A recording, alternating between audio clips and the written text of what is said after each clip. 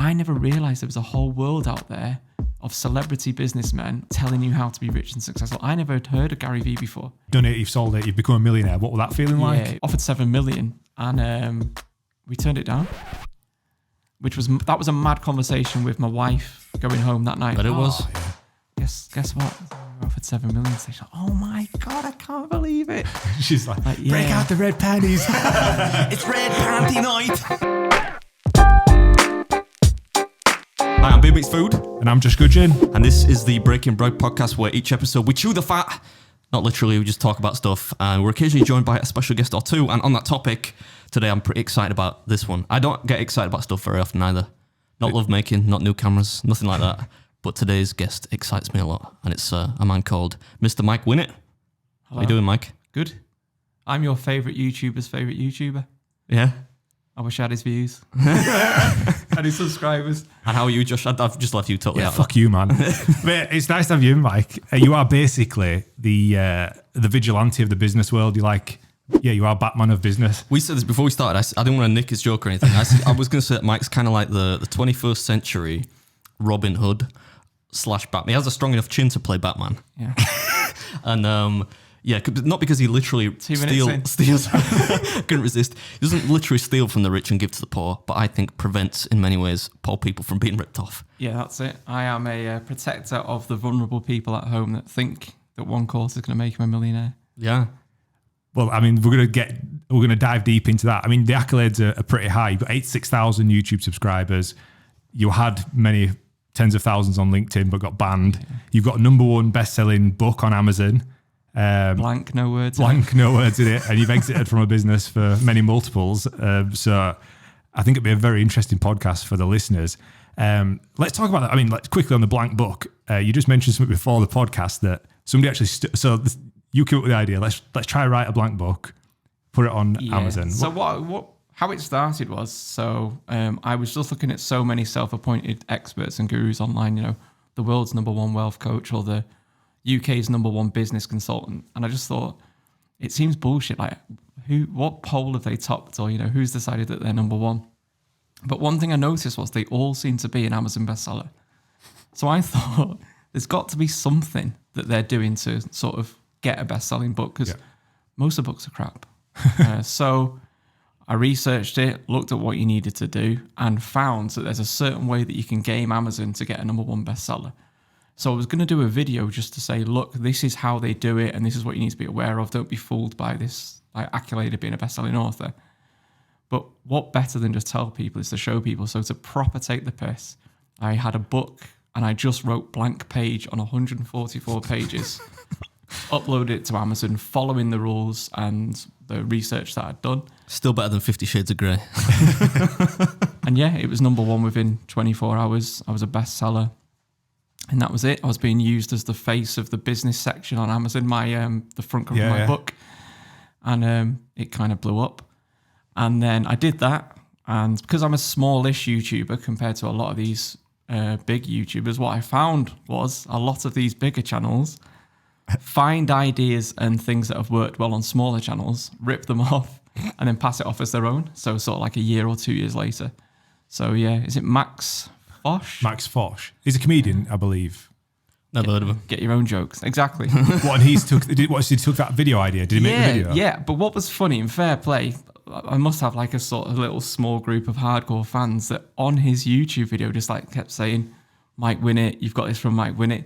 So eventually he had to put in the bio, thanks to Mike Winnet or inspiration from Mike Winnet, but it took a week or two. At least acknowledged it in the end. Fair call. Yeah. That is fair, isn't it? But it's a bit sly, isn't it? If you're a big YouTuber, don't do that. Yeah, I mean, he could have admitted it at the beginning. I've seen this, I'm going to try and give it a go. At least give credit. Yeah, and do you know Zach and Jay? Yeah. You know that, because you're starting to move in those circles now. You're a social climber, isn't he? Social climber? I don't know how far he's successfully climbed so far. Yeah, not very far. Yeah, no. But yeah, so Zach and Jay, it was Jay that's more into his business. He actually got in touch, and they were going to do a video about getting a book to #1 on Amazon. And I think it was something about Elon Musk. I can't remember what the book was, basically. But he actually spoke to me, and I told him how to do it and explained it all to him. And he sort of credited me right from the off. So you don't mind that. No. It's when it's the other way, where someone's gone like, you've literally ripped this idea off step by step as off Mike Winnet's channel, that I think's a bit sly. So. Yeah, that's a bit pony, that, isn't it? Like credit people if it's an inspiration. I mean, I can talk about that. Netflix stole my fucking. Yeah, we'll talk about that definitely. That, but yeah. What I was going to say real quick is for the people, the TikTok generation that don't have quite the attention span to listen for anything longer than 5 minutes. I was just going to introduce, because the way I know Mike is from predominantly, because Mike's a whole like force in and of himself, right? He has a proper job and stuff. He's not just a YouTuber, like a professional idiot like me. But I know him from the series of videos he did, which essentially expose these people that Mike terms entrepreneurs, people that are trying to sell you a get rich quick scheme, like Forex or crypto now, whatever. But does it like humorously. So like if you're gonna listen to or watch the podcast, can we drop a few cards in, Mike, or whatever, just to some of Mike's better videos? Not that he has bad videos, Absolutely, but I mean, just so you get an idea for what he actually does, because the videos are really good. I think that's largely due in part to his editor. But yeah, we've got Jack in the too. building. Yeah. It's funny you said that about like sort of giving people credit for everything. Like on day one of this podcast, we joked about obviously stealing the Jackmate podcast idea, even though it's not, because it's not an interview based podcast. But on day one, we took. We made a clips channel. We did everything, but we did actually say, like, obviously this is exactly the same as what Jackmate would have done, even the thumbnail design. But Ben Francis from Gymshark shared a bunch of our stuff, because for Ben Pearson's YouTube channel, I actually made a video saying like how we took Ben Pearson's channel from 0 to 1,000 subscribers and monetized within a week. And I took the style, I said where we got the thumbnail ideas from, the setup, all that. And we basically took it from like Lad Bible, from Joe Rogan, from this. But then Ben Francis watched some of Ben's videos and made that style of video and credited us for it. Yeah. And I've already admitted that like we've sort of, there's no such thing as an original idea, is there? But at least we admitted that we've took inspiration from elsewhere. But on that topic, I think your audience is smart enough to know that. So it's almost like, just admit it or tell them. It's like when you're selling to someone, just tell them that you're selling to them, because we're all smarter now, aren't we? Like, when you're being sold to, when something's a bullshit backstory and stuff like that. So just kind of admit it and be more honest with it. I think you do when you're like in the business world, but we were talking about marketing on the last podcast about like why we did a video about why Adam's not fat. And we were talking about like marketing in the fitness world, and most people don't realize they're being marketed to in the fitness world because like 95% of the public just. We were saying essentially that, especially amidst YouTube, Instagram, TikTok, all that nonsense now, people just listen to people that they like, right? Nobody on Instagram has any expertise to tell you something. But if they're selling you, like the world's greatest beard oil or whatever, then you might think, oh, yeah, I'm going to buy that. And they might not necessarily know that you're being paid for it, even though they might hashtag ad in there, which I think, so it's not always the case, I don't think. Absolutely not. I mean, so let's take this back to the beginning then, Mike. What's your bullshit backstory? Tell us like where it all started. Tell us about your career and for those that may not already know. So I was born in the jungle, didn't know my parents. I had to claw my way. No, nothing unusual really. Just my dad's in the army. So I am the son of a soldier, and I was born in Germany, lived in Germany for a couple of years, kept moving every 2 years back into like normal squatty brats. And then when I was like 6, we moved back over to Germany from the UK, and I didn't like going to school in Germany. So I started asking my mum and dad if I could go to school in England. I hammered them for a year, and eventually they relented, and the army sort of pay your fees if you want to go to like private school. I don't know if you know this, a lot of people don't know. So they pay like a big contribution. So I went to a boarding school in North Wales. So I was the oldest of 3 children and the only one that went to boarding school. So from age 7, I went to boarding school and was then the only army child at that school. So we didn't have the money to be there. So I was like sort of exposed to a completely different type of person that actually paid for education, and their parents all own businesses and stuff like that. So I was surrounded by that at a young age, and it didn't seem unusual because obviously your childhood's your childhood, isn't it? But I think that was probably the biggest influence on what I went on to do later on, because most of my friends that were in the army either joined the army or did similar types of jobs, joined the police force, joined the fire brigade. But I always kind of felt like I was going to have a business from really a young age. And I think it was the reason why, because I was looking thinking, oh, well, his dad is a builder and they've got multiple properties, or, his dad has got a helicopter when I've been to his house or whatever. And it blew my mind that people actually live this life. So my nan always says that even age 8, 9, 10, I said I was going to be like a millionaire. And I never thought of it as like a conscious decision, like I'm going to become that. I just believed I would at some point. That's fascinating. 'Cause it's that it almost normalizes it, doesn't it? You know, when they say about your circle of associates, like if you roll in a circle, The average of your 5 friends. If it becomes normal that your friends are YouTubers or are millionaires or are business people, you're going to pick up and learn from that. And that's with anything. And if it'll you normalise it. if you hang around with drug dealers that will be, not drug dealers, but like people that just like sniffing beak or whatever on a Friday, Saturday night, you've got to be pretty strong-willed not to do that. Yeah. So it's a lot easier to do that. So I do think there is something in that. But yeah, so that was it. So age 7, went to boarding school, and my mum and dad then would give me like an allowance, £200 a month it was. It sounds a lot, but they didn't buy me anything. It was almost like I had to buy my own toiletries, my own sweets, all that type of stuff. Like if I How old are we at this age? 7. Shit. Mad, innit? I don't even buy my own toilet paper now. That's Yeah, like so a like- Mrs. Beard thing. Can you imagine how much that costs as well for him? Oh. Do you remember? I know it's a weird thing. Remember Jolly Ranchers? I don't even remember them. Yeah, they the were like sweets. hard sweets. How nice were they, by the way? Oh yeah, they were like an You could probably American. eat 2 ton of them. I don't know, man. They were like you said, they were hard, but they were like an American export one that came to Yeah. England kind of at a certain time. I'm old enough to remember. Yeah, Mike. But so Jolly Ranchers or something. I remember the schools. So they were however much they were a packet, like 30p a pack. But because I was budgeting for myself, I knew if I bought like a pack of 7, it would work out like 22p a pack. So I started to like realize that about money. Oh, economies of scale and buying things in bulk and stuff like that. And this isn't I used to sell chocolate in the playground and that's why I'm an entrepreneur, not that kind of bullshit thing. But it's just, I realized if you bought stuff in bulk, you could either then sell the excess and you could keep the extra money. And so I started doing that from really young in boarding school. And then it went on to selling cigarettes because my mum and dad lived in Germany, so I could get tax-free fags. Yeah. I used to be bringing over a box of 800. You used to buy, they look like a giant cigarette box with like loads of packets inside. Breaking them up, I was selling them for like 20, 30p a cigarette and stuff. So I was always doing shit like that. It's class, that, isn't it? This is a non-bullshit backstory, right? You could tell it's grounded. I'm not saying I expect you to be a liar or anything, but I mean it's different to bullshit. You remember it at school, though, there were always time kids that sell sweets and like there were money to be made. You know, I would say I was similar. Yeah. I used to sell sweets at school, or like you could make a bit of dough from it. So I didn't. I used to eat the sweets. I didn't sell them. Were you a fat kid? Random one? Yeah, I was. Wait. Yeah. It's mad how you eat so When I much was- food and you're not fat now, though.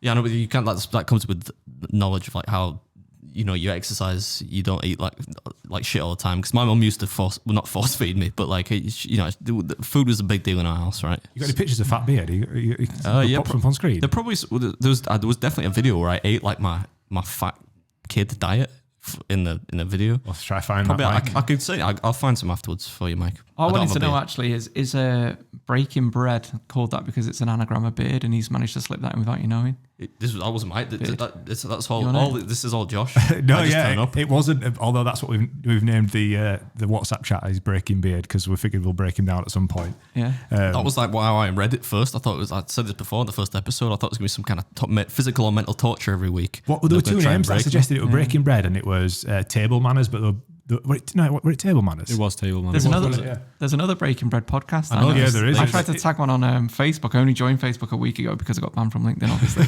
So I'm trying Facebook for the first time as a 37-year-old bloke. It's like a different world on there, isn't it? So, I didn't realise everybody talks politics and it's proper mad, isn't it? A bit of a mad place. Oh yeah, it's mad. So I tagged them in thinking Yeah, it was you guys. it turns Turns out out you stole their idea. Yeah, They're I gonna think drive by the HQ. I think You're the Max They're getting Foss threatening. of the podcast world. it's by a guy called Tom Papper, Mike. Don't know, you told me. I think it's one of the oldest podcasts. It's like an OG podcast, that. But I mean, we had another Breaking Bread podcast from I don't know, Warrington or something. They DM'd us straight away and were like, "Why have you used this name?" And I'm like, "Mate, there's millions of people that's got this name. You know, it is what it is." If yours was any good, we'd have known you had it. Well, yeah. That's what you said, actually. Yeah, fuel the beef more. I don't care. I'm like, So obviously you went. You started selling Yeah. cigs and stuff in boarding school. Boarding school, stayed there, and it was quite strange. So boarding school, even in the primary school, you'd work. Your school would start at 8:30 and it'd finish at 5. So you're doing longer days, but it meant you got like 10 weeks off in the summer. Right. Stuff like that. So you'd do, and then it was like supervised homework. So I did all right in school in terms of grades. I won't reel them off. I've never been asked to give them in a job interview, but they're all A to C, when you do your GCSEs. And then I left there and went to like a state school sixth form. So I'd gone from being in a class of like 15 to 20 in my whole year at that school, shit at sports, as you can imagine, and not even got enough for like a rugby team properly. Can you stand up? Right, you're in the team. So we used to get battered whenever we played sports or whatever. But then I went to an actual sixth form of a high school in Holywell, North Wales. And it was the first time I'd ever been to a school with like 1,000 kids. And it was like, they'd have like 4 or 5 different forms in each year and stuff. So it was like a complete culture shock to me. And I just sort of got my head down, got my A-levels. And then all this time, like my mum and dad like were living in Germany and stuff like that. So I would never really go home, if you know what I mean. Yeah. And then I went to university, age 18. I did criminology and criminal justice in University of East London, proper rough area of London as well.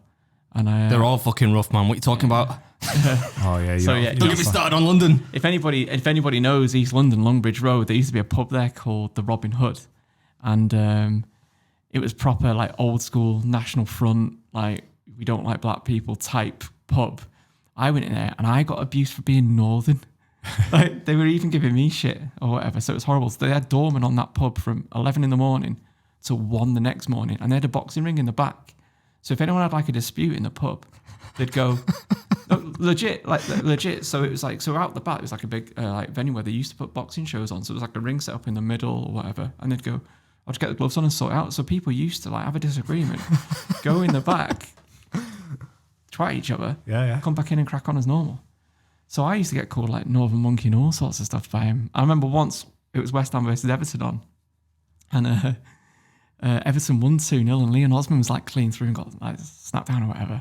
And I never said that I was an Everton fan, but I'd had a few pints and I went, oh, fuck off, fucking book him like that. And someone threw a glass at me in there. I worked there. Yeah, mad place. But so I went there, and then I ended up leaving there because someone tried to stab me. So I moved from East London to Warrington, I just decided, sod that, I'm going. What made you? I got to ask. What made you think Warrington, the sprawling urban paradise of Warrington? Well, location-wise, it's good for Liverpool, Manchester, any of the main motorways. But my dad's from Warrington. Oh, I feel bad now. So I didn't mean to take the piss. Yeah, so my family's from like Warrington originally. So I ended up going back there, and I moved there on my own. And that was it. I then had a criminology degree. I applied for a job. What I really thought I was going to do is be sort of like a criminologist or something. But in the meantime, while I was waiting for that, I applied for a job at a Young Offenders Institute. Bearing in mind, at this time, I must have been like 9.5 stone wet through. It's like 21, 22. Applied for a job there, and the salary was 13 grand a year. And I went for the interview, and they told me what it was. So it was 77 hours a week, 7 days. So you do 7 days on, then you get 7 days off. So essentially, you're working 2 weeks. In 1 week? You're working 2 weeks work in 1 week, but then you've got 7 days to recover. Anyway, I was thinking, all right, I'm only working 6 months a year. Because you're young, you don't like, oh no, I'm not. I'm just like doing a year's worth of work in half the time. So what would you need me to do? And it's, if anyone knows Thorncross Young Offenders Institute, it's kind of like a sort of semi-open prison. And they wanted me to be on a unit. Bearing in mind, I'm 21. 60 inmates at any one time. And I had to supervise them from 11 p.m. at night till 11 a.m. in the morning on my own. And I was like, what? And they go, yeah, it's like 15 to 21 is the age at this place. And they're all like... Can you imagine the size of some 15-year-olds? Yeah, but even like the 20-year-olds. And I'm like, so I've got to... bear in mind, like, you've got a degree, whatever. And you paid £13,000 a year for this? That's exactly what I said. So I walked out of there. My mum and dad have gone like, oh, so how did the interview go? I said, I am not supervising 60, 15 to 21-year-old like offenders on my own. And it's also, going they through can let themselves in and out of the rooms. Excuse me, do you mind just going to bed, please? No, mate. Okay. So I thought, like, fuck that. So then I got a job in sales, and that was the beginning for me. Then I couldn't believe that in sales, you got paid a salary. So you got paid a salary for turning up to work. Then if you sold anything, you got paid more. It's like, you pay me to sell stuff. Well, you're now going to pay me stuff for actually doing the job as well. And then I was earning like double what I would have earned at a Young Offenders Institute and not likely to get beat up or stabbed. So I just thought, this is the life for me. I can't believe that you're now in a job where, and while I didn't have my own business, I thought of it as being self-employed. The company I worked for just provided me the things that I sold. Yeah. So you'd get out what you put in type of thing. And I just took to sales so well. And that was it then. I was off. What were you selling then at the time? So my first sales job was a car phone warehouse. That was my Fucking hell, man. They've produced some prodigies. So Jimmy Hill, who we were just telling you about, rest R.I.P. Not that one. Not that one, different one. yeah, he was the same. He started at Car Phone Warehouse and he was buying back people's phones. Yeah. You know, as they're coming for trading, it's like, oh, I'll give you 100 quid for them, and then selling them on eBay. Oh, see, was he doing a little side? Yeah. So I ended up getting sacked from there for having a little side scam of my own. This must be the thing. You weren't quite as smart as Mr. Jimmy Hill then, were you? He didn't How get many caught. millionaires this has been made by. Car phone warehouse, man. It's So I like got sacked by car phone warehouse, yeah. But I'd had other jobs. I'd worked in bookies and I'd worked at McDonald's. Everyone needs to do a stint there to learn about life, don't they? But yeah, so I failed my floor manager exam at McDonald's. I wasn't good enough to pass the At exam. McDonald's? Yeah. I failed that exam. They were fuming at me. I said, I just feel like my dissertation that I'm also doing at the same time is slightly more important. They saw their ass over it. And it's funny, like the guy that was there, and one of them, like, I've seen 100 lads like you before. You think you're going to go on and do something and blah, blah, blah. And he's still in McDonald's now in Warrington 16 years later. But yeah, just started doing sales and started making like decent money. But I saw it as it's my own business. So when I first was, I could sit next to anybody on the floor, you know, when you're learning and doing your training. And I had a good mate that worked there at the time. And he goes, oh, come sit next to me. I sat next to him for one day. He goes, this is easy, this. You don't even have to do many sales. And you end up getting £3 a deal. So it's like, how much commission are you making? He was like, oh, I make 300 quid a month. And I was like, right, okay then. I was thinking, fuck that. Who's the one that's making the most money in here? Let me sit next to that guy. So I just said, who's making the most money? I went and sat next to him. A couple of scousers. I won't say their name. They'll know who it is if they hear this. And they were making like $2,000 a month commission. This is massive money, you know, when you're like 21 and stuff. Can you get Mike a job there? He's the scout as well. He might be. He's got a wedding to pay for this year. So I started doing that. So within about 6 weeks, I went from being brand new on the shop floor to being like the fourth or fifth top earner in a big call centre of like maybe 60 of us, and they had one in Preston as well. Anyway, we all get called in probably about 6-7 weeks into me starting there.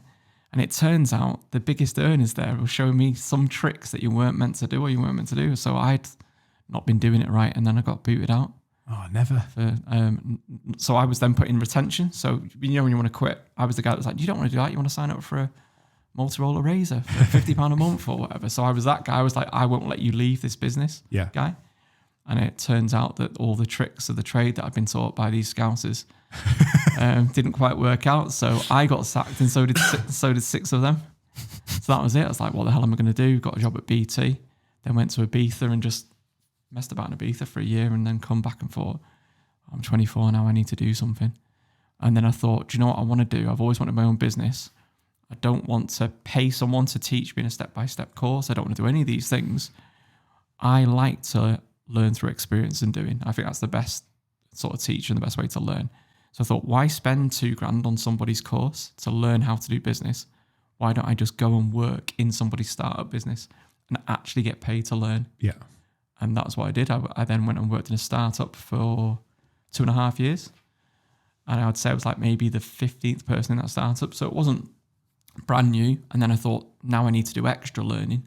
I left there and took a pay cut. So I went down to 14 grand a year, which is mad, isn't it? After, you know, doing the job that I did, to go and work in a business that had no employees. I was the very first employee. They didn't have a sales process. They didn't have a way to acquire new businesses.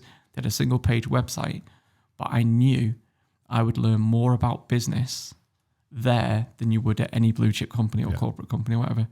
And I just worked there, and I basically, you're sat in a room sort of like half the size of this with 3 founders of a business, and you're hearing conversations that you're well above your pay grade. You're not meant to hear about marketing strategy and budgets and stuff, you know, if you're just like a telesales guy. Yeah. But I was just absorbing everything.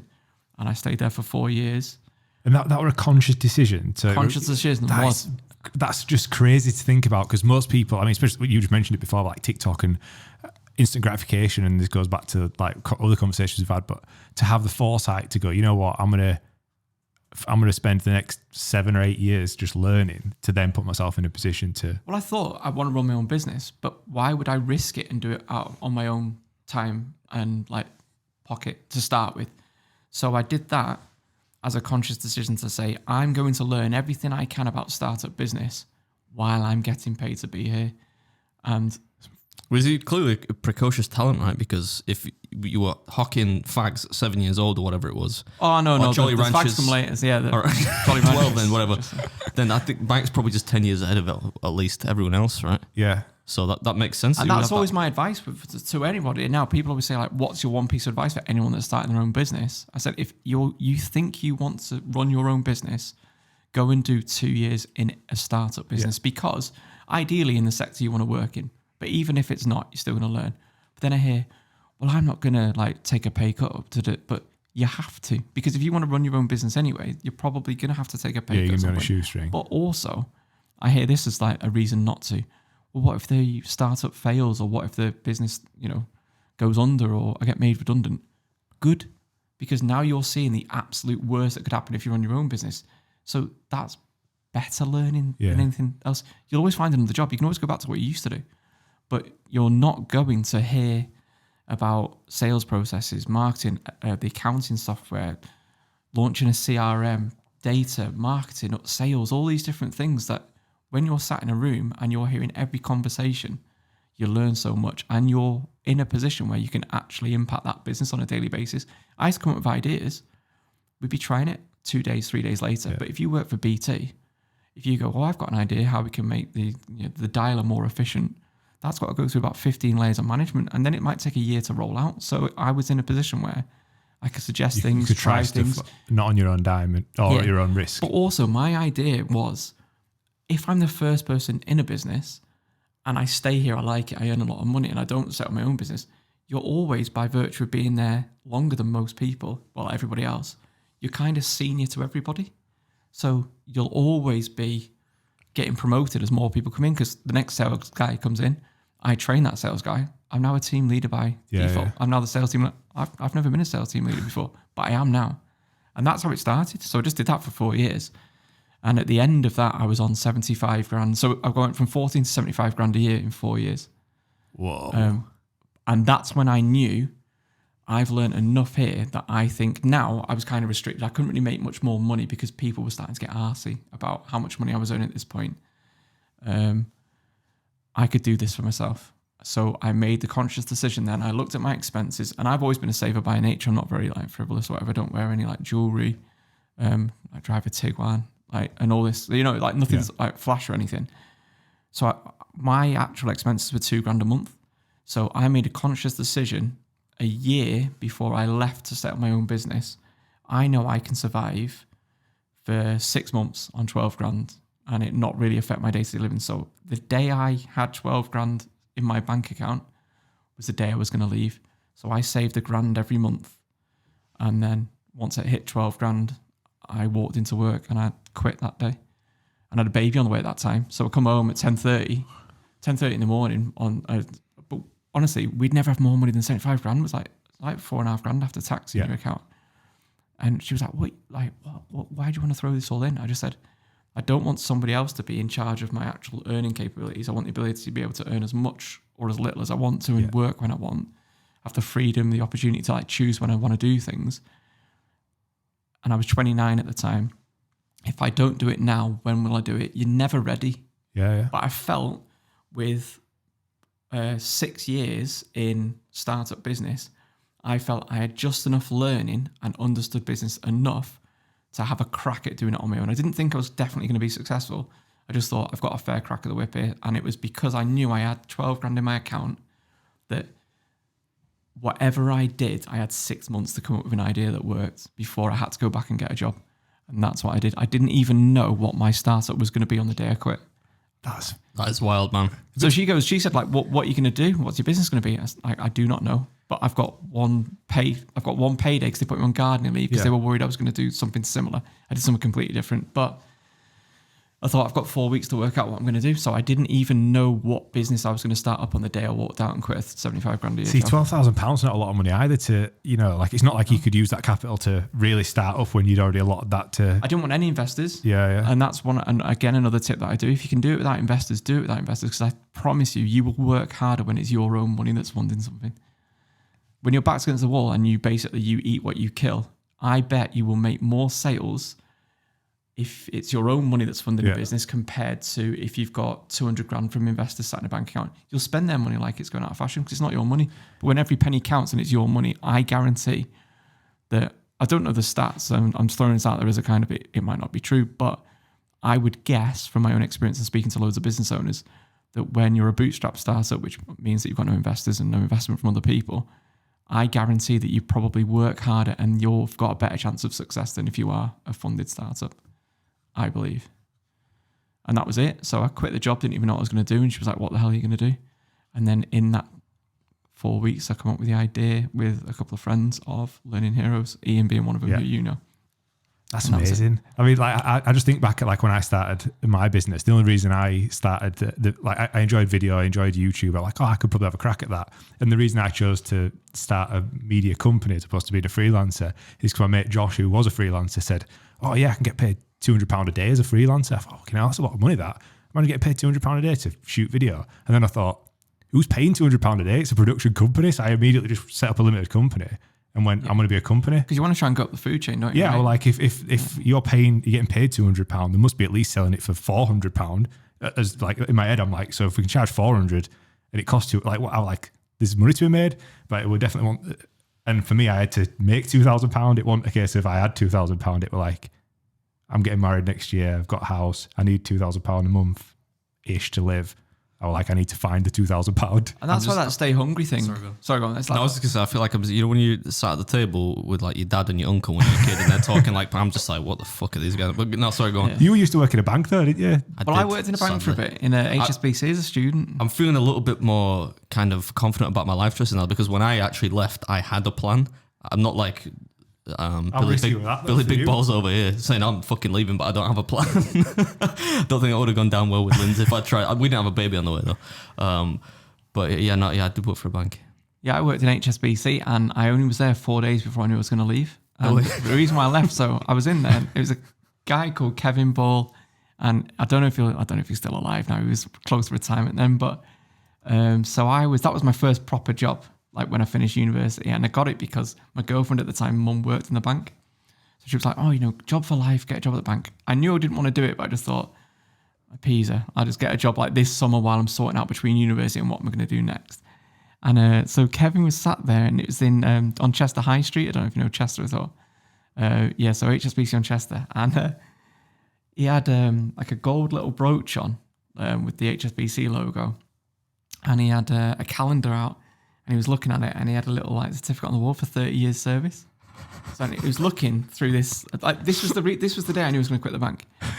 But this time, by the way, it was 11 grand a year as a cashier. This was, and again, like I was taking money from people and seeing how much was in the bank account and seeing what they did, and it made me think like, there's something in this, having your own business. Anyway, but so what are you doing, Kev? I was only there 4 days, and he goes, catalog, 30 years service. And what do you mean? He goes, so because I've been here so long, I can literally pick anything out of this as like my sort of present or prize or whatever. And I was like, right, what are you going to get? He went, I'm going to get a sit-on lawnmower. Right? And I said, a sit-on lawnmower? Like, yeah. I said, for 30 years service at the bank. It's like, yeah. He goes, it's mad, isn't it? They let me pick anything I want out of it. And with that, I literally went home and I said, I'm not working in the bank anymore. I ain't doing 30 years for a fucking lawnmower and a gold brooch. But he was made up at that. And it kind of, and there's nothing wrong with that, by the way, because the world obviously needs people to do these jobs. But it just kind of made me think, I don't want to give somebody else, a big corporate that doesn't really give a fuck about me, the best years of my life. It's that comfort thing, innit? I guess after on that 30 years, like, you're so comfortable and that's just a done thing. How big's your garden anyway? I think you're terrified of the people are conditioned to be terrified of leaving, right? Yeah. I think that's what it is because so. you get perks and stuff. School makes, and it teaches to be good employees. Yeah. The system's set up like that because What else could he choose? Like, I'm thinking There maybe were- he chose there were gold Rolex. He chose a lawnmower because that seemed like the most wild thing you could get. But it's like, but I just had this image of him just like sat there on his back, like, Chuffed to bits. like living in Chester. I don't think he'd have a garden big enough to roll around on it or anything. Just like just driving in his garage, like, huh? Use it as his primary vehicle, just going to shops and whatnot. In his So lawnmower. yeah, so thanks to Kev Ball at that day, if I'd not started that week and I'd realised that, for 11 grand and then 30 years later I might get a lawnmower out of it, I might have been in the bank. But yeah, taking people's money and seeing that guy's on 60 grand a year doing that guy's on 50 grand a year, he's bringing in thousands every week. A lot of it was property people, weirdly. So I kind of thought I might do something in property, was my idea. Your first thought? Yeah. So you mentioned then that you started Learning Heroes. So how many people were involved in that? 4 of us. There was me and then 3 friends. So on day one of that, you'd already had a plan in place to exit the business at some point. So like you'd gone into business straight away going, I'm going to sell this, make a million. We kind of looked at so there's a few things that you need to look for if you want to set up a business and then exit it. So ideally you want like an industry that's underserviced or that there really does need change. And it's a bit of a cliche, but where you can be disruptive. Like where can we give like an opposite message and like a real alternative in terms of choice? And then there was a few little tick box we had for the actual model. Can it be content based? Can it be online? Can we make something once and sell it many times? So that's why subscription businesses do so well, because obviously you can prove that you've got guaranteed monthly recurring revenues, which means that when you sell, you get a bigger multiple. But that's why Netflix does so well, because they make one series and then 10 million people all pay to watch that series. Whereas a lot of businesses where they fail, it's one piece of content, one thing for one person. Yeah. So it's almost like, take for what you do. Like a client comes to you and says, we want a video. You shoot a video, you sell it for whatever you sell it for. You're getting paid once. But if you shot a piece of training content, let's just say for argument's sake, which is what Learning Heroes made, I make cybersecurity awareness course, but then 340 clients, the same amount of effort went into building that thing. Yeah. But I'm now getting paid 340 times for the same bit of content. So that was the thought process we had. I had no experience in e-learning or online training at all. I just knew it fit that criteria. So literally, as long as we could put that model to any industry, which I think is quite weird in the sense that we didn't have a passion. We weren't passionate about online learning or anything like that. It literally was, shit, that market is ripe for real change. So we're now going to put this model into that sector. And we didn't want to be known as the e-learning boys or anything like that. So we said, this is the date we're going to sell that business for 10 million. And we pretty much in the first month backwards planned that whole business so we'd sell it for that. Because if you don't know what you're aiming for or where you're going to go, I think many businesses and people in life just aimlessly go from one week to the next. But we made a conscious decision that we would sell a business for 10 million on a set date, 3 years in the future. And then it made every other decision up to that point easy, because you then go, does it fit the band? We used to say, does it make the boat go faster? You might know the book, but so yeah, does it make the boat go faster? So it was like, decisions. So bearing in mind, we weren't paying ourselves a salary or anything. We didn't pay ourselves for like the first year, which is again mad. So I went from 75 grand a year to then like living on my own savings for pretty much a year, and then taking 1 month I might pay myself like 1,500 quid or 2 grand or whatever. But we then could go, right, Google came along when we were about 3 or 4 months into the business and said, could you make a piece of bespoke work for 90 grand? Which when you've not been paying yourself for like 3 months, it's shiny, isn't it? You might go, oh yeah, let's do it. But because it didn't fit the plan, we said no to that piece of work, because it would have tied us up to work with Google for 3 months, and it would have meant we couldn't have made content that we could have sold.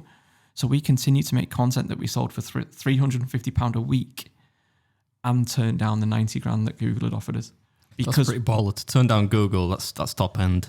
I give fist bump for that. That's a good one. But that was because it didn't fit the plan. Like if we did that, it would have put us 3 months behind our plan to get a £10 million exit. So we knew doing that work, making a cybersecurity awareness training course, or making that's such a balls. Like you put it into I put it into context now, and I like it resonates with me, because I'm like, we've done jobs that we don't want to do, and it does sort of deter, it sends you back. But if you need revenue, don't you? But it's kind of false economy, that isn't it? Because absolutely, but only if you've got a plan that you're working towards. Yeah, we had it in lockdown, so obviously the real business that I've got, Iron Productions, we obviously do very similar to you. In theory, we should be competitors, shouldn't we? I suppose. Go on, fight!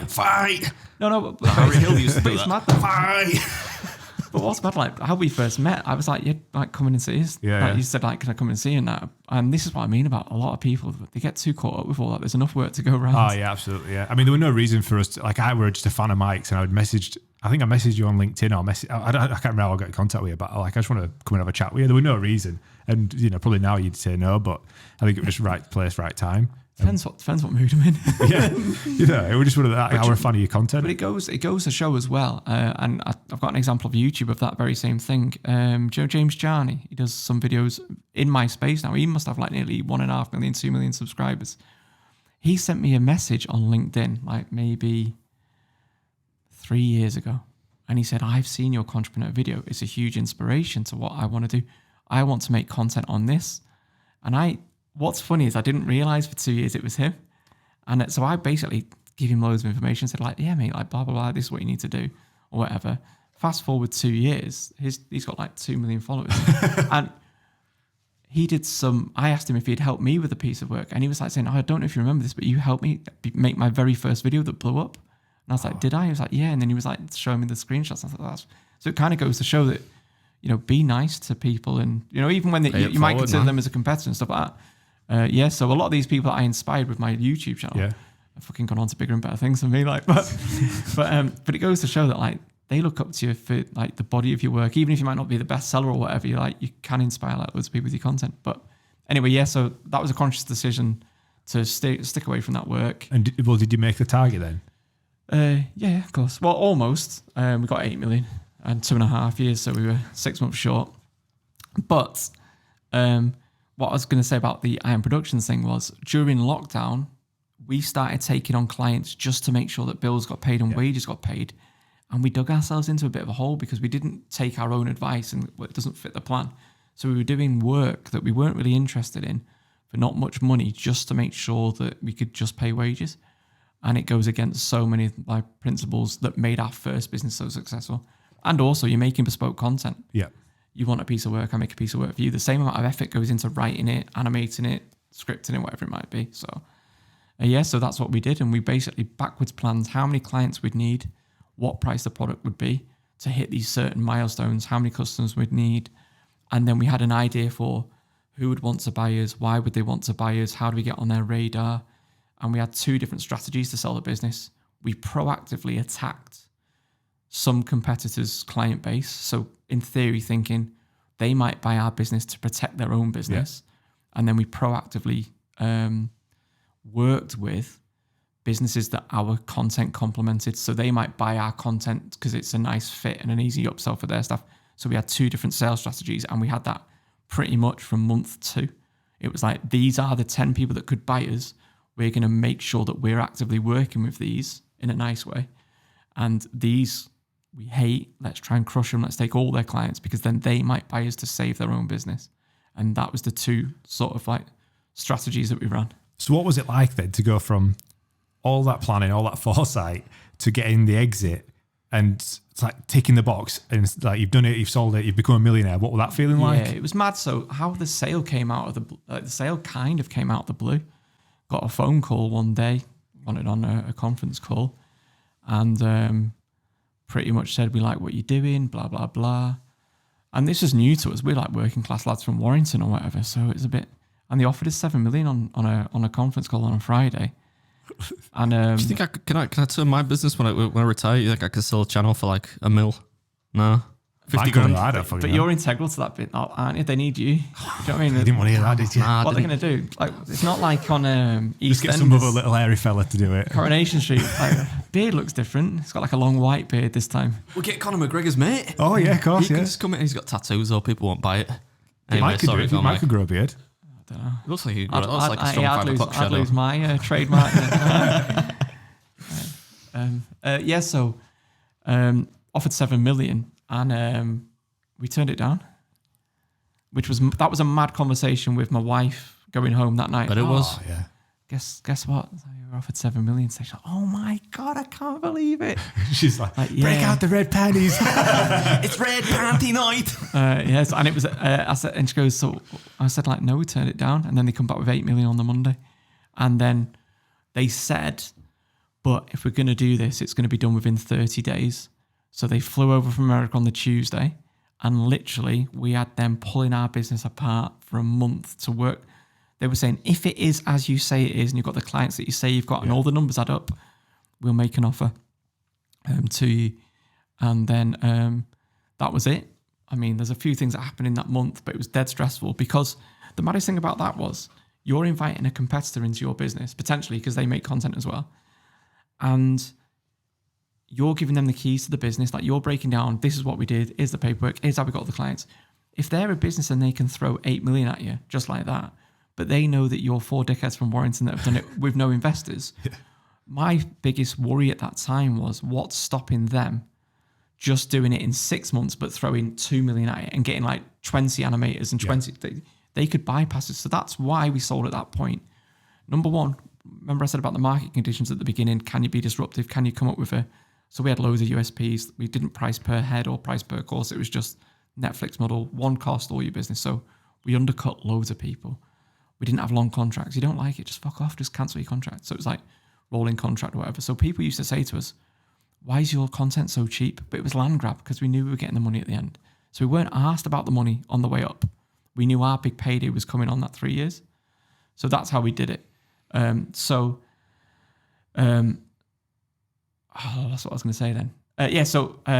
So you've got them the keys to your city, so they can see how quickly you've done this. My biggest fear was what's stopping them. But by the end of that 2.5 years, because we'd impacted so many other businesses, we'd signed up 340 clients with an average spend of £420 per month. Right. So that was the money that was coming in every month, guaranteed. Mad. What's the revenue on that? Because we do maths right quick. But we ran at high costs. That was the only problem. Right, okay. We had like 21 staff at this point, and we had a decent office in Warrington. It was like £3,000 a month. So profit was low, like really low. Anyway, but it was the multiple. Yeah. And the people that bought us, by the way, they sold like a learning system. We made content that fit inside learning systems. Their learning system's like 50 to 100 grand. So they knew potentially they could sell their 50 to 100 grand product to 340 of our clients. Yeah. And then they could sell our 5-10 grand product to, they had like 3,600 clients. Do you know what I mean? So they could just go, boom, plug it in. They actually, just a little tangent, they flipped that business again 9 months later. And the group sold for $2.6 billion. So all they've done is just rolled loads of businesses in together. Yeah. And that's one of the things I always say when you're looking to sell your business, how can you complement somebody else's business? The industry had slowly changed and the industry started. So where we'd been like a USP, no contracts, cancel anytime, low cost, and the animated explainer video style, which was unusual for e-learning at the time, the industry had now started to move towards that. So we were probably at a prime position to sell then. And that's why we took the 8 million. And also they then said they didn't want us to do a workout. So from that day to when we got the money, it was like 32 days it was. And that was on the Friday. We weren't allowed to say anything because it had to be announced to the stock market. And then on the Monday, me and Ian went into work and said, like, thanks, those Americans that you've seen for the last month that you thought were thinking about opening, because we had to have a cover story that you thought were going to be opening an office, a Learning Heroes office in America. Actually, they're the new owners. And everyone's like, well, obviously a little bit like, wow, how's this happened? And the first thing they said, I'll never forget, was, right, so the first thing we want to do is give everybody a $5,000 pay rise. So they all got a $5,000 pay rise. But that's what they do.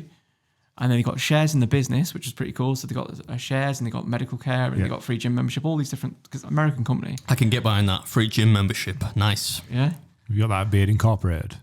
Not already staff. And if I did, it would be Mrs. Beard and she wouldn't go to the gym. So like, what would be the fucking point? Anyway, go on. But it was mad. So then when that business sold again 9 months later, they were all quitting because they all had shares.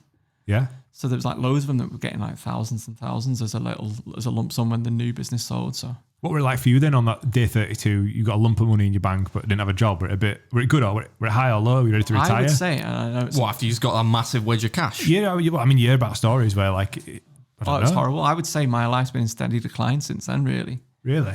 Yeah, I'd only say like now, sort of the last maybe 2-3 months, I've felt like I'm actually getting back to my old self. I feel like I've got that, what made me successful that time round back again. I felt I was applying for jobs 2 weeks later. Again, like, because I like to learn things properly rather than going to courses, and I wanted to get involved in property. I was applying to work in a estate agents in Warrington. That's mad. Yeah, look, I'm not laughing at you. I'm just laughing because it's crazy. Because I looked at it like this. I could go to someone's course and they tell me how to do all this stuff. Or I could go and work in estate agents, get paid to learn, work there for you. Like, you need to do something, otherwise you go mental. I will sit there, and when someone wants to sell their house, if it's a good deal, I can buy it myself before anyone else. It's like Carrefour Warehouse with houses. So that's genuinely my mindset is like, I want to get paid for learning. But because at this point I'd grown such a decent audience on LinkedIn, everybody thought I was up to something. I couldn't get a job in Warrington. Like, everyone's like, no, like, we know you had your own business and you sold it. So what's the catch? Why do you want to come and work here? So I even offered to work for free and only pay me on what I sell. Just let me come in, work, and no one would touch me in estate agents in Warrington at the time, because they thought there's something not right about this, because they wouldn't own me. Like, if they go to an employee, you've got to work on a Saturday, you kind of have to, don't you? Because your business has to. But if I'm going, I've got 2 million in the bank or whatever, I don't have to work Saturday, mate. I get that. Not overqualified, but like overly comfortable, I suppose, so they can't really control, And I think it was that. And that's what happened. So I basically that's how the whole entrepreneur started, because I just thought, I'm trying to learn how to invest, because everyone was at this point, this is 2017, Bitcoin's kicking off, crypto's kicking off. I knew, because I've read loads of books, that I should do something with property, and I know I should do something with stocks and shares. Weirdly, I'd already started property investing in 2011, but nothing major, just like save $6,000, put that down on a flat in Warrington, stuff like that. But proper old school, like, you save up your 10% or your 20% if it's a residential mortgage. So what I would call like your parents' way to invest, where you save up your money and then so I was doing that anyway. But yeah, I couldn't get a job, and that's where the entrepreneur thing. So I started to actively look online for experts. Like, I want to learn about crypto because everyone keeps talking about it. Who's the expert? And that's when I started to find, he seems legit. But then as soon as I do research, his business hasn't shown a profit. He's saying there he's the number one wealth coach in the world, but his business has never shown a profit, and he doesn't own any assets. And then I started to realize, fucking hell, there's so many fakes on here that if I was vulnerable or not in a lucky position, I would have probably bought his course or believed this person. And that's when I went to that Gary Vee event in London. I sat there and watched the same pitch over and over again, to the point where I just thought, this is interesting. I want to, I didn't have anything else to do. I didn't have a job. So like, I'm going to make content about this industry, because the maddest thing about all this, having my own business and stuff, I never had Facebook. I never had Instagram. I never had Twitter. I had no social media, bar LinkedIn, which I use for lead gen, at all. I never realized there was a whole world out there of celebrity businessmen or Instagram businessmen telling you how to be rich and successful. I never had heard of Gary Vee before, or Grant Cardone. I didn't know any of these business gurus until after I'd sold my business. Why? Because I was too fucking busy working to my plan to become a successful businessman. We were talking about it just before we went on air, didn't we? About people that so to get drawn into a property course, or like a get rich quick scheme, or let's buy this like cum rocket, like on do you have to say that one? On day you have one. to be the cum rocket one. But like, and I've got a friend who's like, he's got into quite a lot of debt with it, I know that he's previously bought like a property course on the back of going to an event where they said you need no money, you just need a credit card. That's the one that annoys me the most, the no money down stuff, because if you're using no money down as your headline to attract people, you are knowingly trying to attract people that haven't got money, right? So by virtue of that, it's probably, and it's a horrible thing to say, probably the people least qualified to get involved in property, because any money that they can get their hands on is going to be credit cards. It's going to be difficult for them.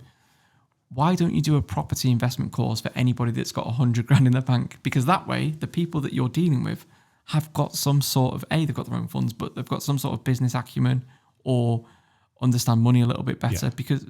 But no, the reason why you don't target them people is because they're too savvy for what bullshit you're trying to give them. It's so true, but I guess it don't get said enough, that does it? I always say this, right? It's easy to take somebody from good to very good or good to great. That's probably an easier journey for anybody, whether it be in business or sports or whatever. It's easier to work with those people than talk to someone that's got absolutely no experience in something and make them good. That part of the journey is the hardest part of any journey. So if you And I remember sitting next to her at this event. She was a VA, virtual assistant. And we were at this event, and this guy, who actually, it was this talk that became the main guy from the Entrepreneur Formula. And he was saying how he could turn any business in 10 months into it was either 8 months into 10 million or 10 months into 8 million. I can't remember what it was now. So bear in mind, I've sat there and I've done it. So I'm thinking, I've done it the wrong way. I should have just done what this guy's saying. Like, in 8 months. You can do it from 4 hours a week from your Oh man, I hate that one. laptop. The 4-hour working week. That's like a common thing that people bullshit. actually believe. Yeah, it's bullshit. 4-hour working week, man. But you know Do what? me a favor. I don't even have a real proper job, and I work more than that. Yeah, but do you know what? If they'd wrote that book, which was the 16-hour workday, and you might not pay yourself for a year, if that was the title of the book, I guarantee they won't sell as many books. True. So that's what I mean. So anyway, I sat next to this woman, and I said, look, she gets up and she goes to the back and she buys this course, and it was the business template to make your business worth 10 million. In 8 months it was. And I said, what do you do? And she goes, I'm a VA. So what do you charge? She goes, I charge 20 quid an hour. And I went, how many hours do you work? She said, well, it depends. Some days 10 hours. Some days when I've got the kids, it's like 3 hours. I went, how are you going to earn like 10 million? I said, like, you're going to need like 200 VAs. I said, like, have you ever managed a team or outsourced? No. I said, do you think this course is actually going to help you? Oh, no, but he said, like, you'd have some doubts. And it was like she was brainwashed. Yeah. But when you're talking to them with logic, they still don't get it. So, and that was what made me decide I'm going to document this. And because this guy said, I'm going to make you an offer that I never offer anybody else, this is the last chance and the last time I'm ever going to say this. I then decided to follow this guy around the country and go to all his events. And some of the stuff I saw was mad. So there'd be people still standing up in the audience. I want to sign up. And they'd run to the back of the room first, or they'd jump on stage or whatever. I started seeing the same people at every event doing that. So there's plants in the audience pretending that they're excited customers. I didn't know that. I've watched a lot of your videos, I promise, but I didn't know that part. Yeah, mad. So I was seeing the same 6 people get up, pretend to be excited people in the audience and the crowd. And I thought, this needs to be exposed. And because we could make content, part of the sale was I wasn't allowed to do anything in online learning or online training for 2 years. It was just a way to do something, A, to keep me active and not go and blow it all on hookers and drugs, and B, like, to keep my brain ticking over. I didn't start that with there's the end in mind at all. This was literally just there doesn't seem to be content out there. There's loads of content out there for if you want to grow your business, scale your business, and whatever, all these different things. But there doesn't seem to be much on what actually happens if you achieve that actual dream or the actual goal. There doesn't seem to be any content for all that. And when I was researching stuff, people were either saying that everything's a scam, or it's the best thing ever. I was earning 6 figures in 90 days. 9 times out of 10, there's something to do with the person that's selling they're it a plant as well, yeah. So I thought, I know how to run a business, I know how to scale a business now, I know how to make money, and I've got time on my hands. I'm going to buy these courses and actually do exactly what the guru says, but record my journey and what I find, and I'll just report them as like an unbiased review. Because I think, and I'm not saying I'm the smartest person in the world, I'm not by a long way, but I think I know about the work ethic that's involved to do something proper, and I understand like business principles of run a business and stuff. If anyone's going to succeed at this, drop shipping from China and all this kind of stuff, or fulfill FBA, Amazon FBA, it's probably me, because I've actually run a business. So I thought, like, I'm a good yardstick to see whether this thing is right or wrong. And that's how it started. I just started to buy these people's courses and go to all their events and just started recording my journey. Did you ever see it turn into what it has become? So like going from 0 to 80,000 subscribers. But one thing that I think when I look at your YouTube channel is how much it's physically cost you. So like just in production, and then the investments that you've made and the risks. It's cost a bomb, yeah. I've not made the money back on that YouTube channel. I can totally believe that. People don't realise how expensive. Because stupidly, and like I was saying about the blank book thing, I could just go, guess what? Ty Lopez isn't going to make me 100 grand in 3 months. Here's my opinion and review. But that is all it is. Anyone can sit in the mum's spare bedroom and take pop shots at people and stuff like that. And when I first started, that was the criticism that was leveled at me, because I never mentioned my real business at all. Yeah.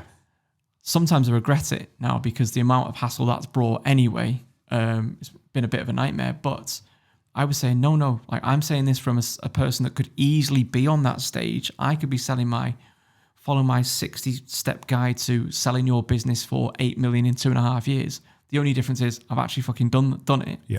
Unlike a lot of these courses where they're saying how to make £1 million from your podcast when they've got like 10 downloads. Do you know what I mean? They're just good at marketing, right? But there's people that sell that I was ready to sign up for the course, and I was like, "Is this a real course?" No, but there is like Steve Bartlett. He's done £1 million in his podcast. Listen to him. But I know people that are selling a podcast course that have literally they've not even had 10,000 listens. So they ain't making 10 grand a month from the podcast. Like, and this was the difference. So I could have easily been on that stage, and this is the horrible thing to any of your listeners that are thinking, well, I could copy that business or do whatever. I could take you two now and say, come and sit in my office and I will teach you day by day everything that we did to make that £8 million business. But what you can't replicate, and many entrepreneurs or business owners or successful people don't like to admit it, but it's hard work, it's graft. Luck is also a part of the success model. I saw you tweet that the other day, and I've never agreed with anything more. Yeah. You get that on that just to give you the YouTube kind of color of it. You get that all the time. Very few people on YouTube are prepared to say, yeah, okay, I worked really hard, but I was really lucky. Like I would attribute 50% of at least 50% to just luck, the luck of the draw. You know why though? Because if I say this, I'm like this demigod now of the business world. If I say, oh, but a bit of luck also helps, that takes away from my brilliance. And, and my ego doesn't want that. Like, no.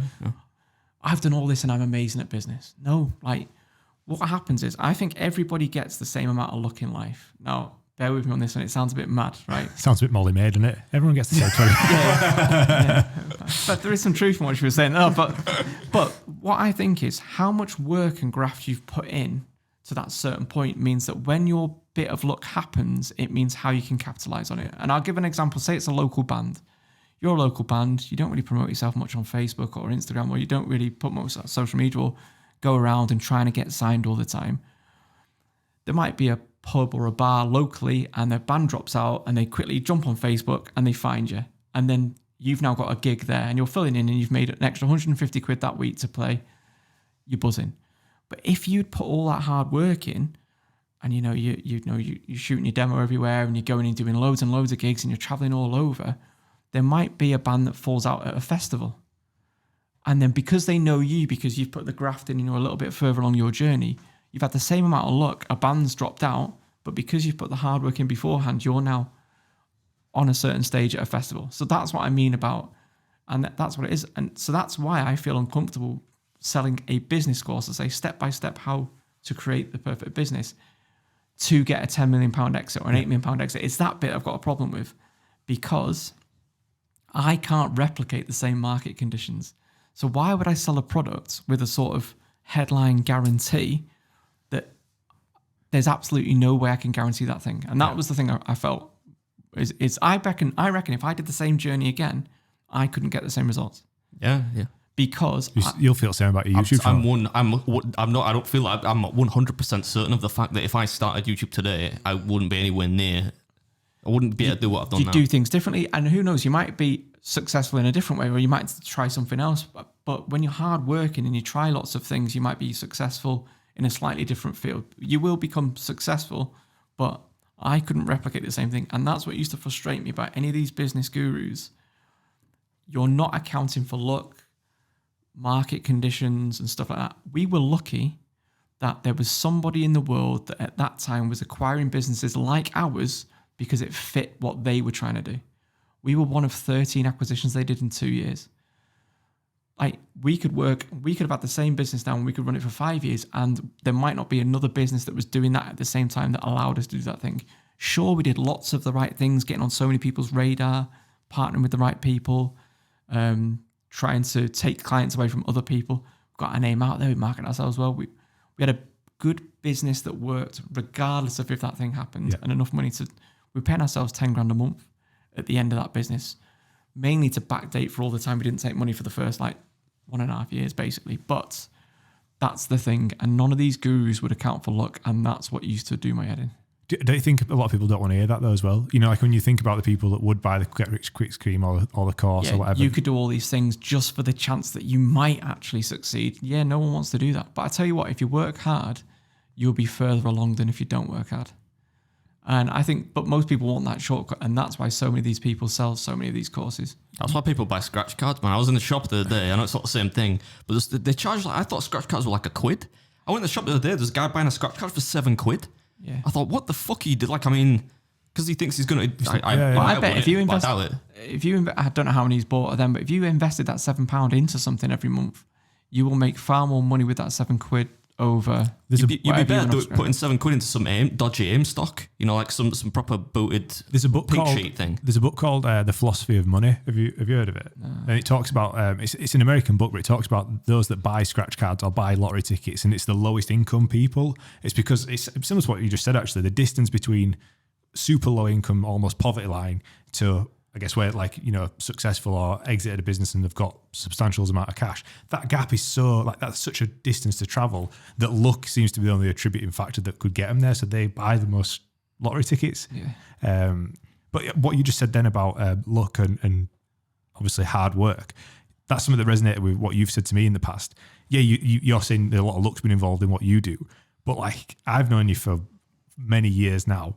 You're horrendously consistent and horrendously determined to, you know, you don't miss uploads twice a week. Like you train and you put in the work for years. It's like I think it's like Mike said at the very start of his story.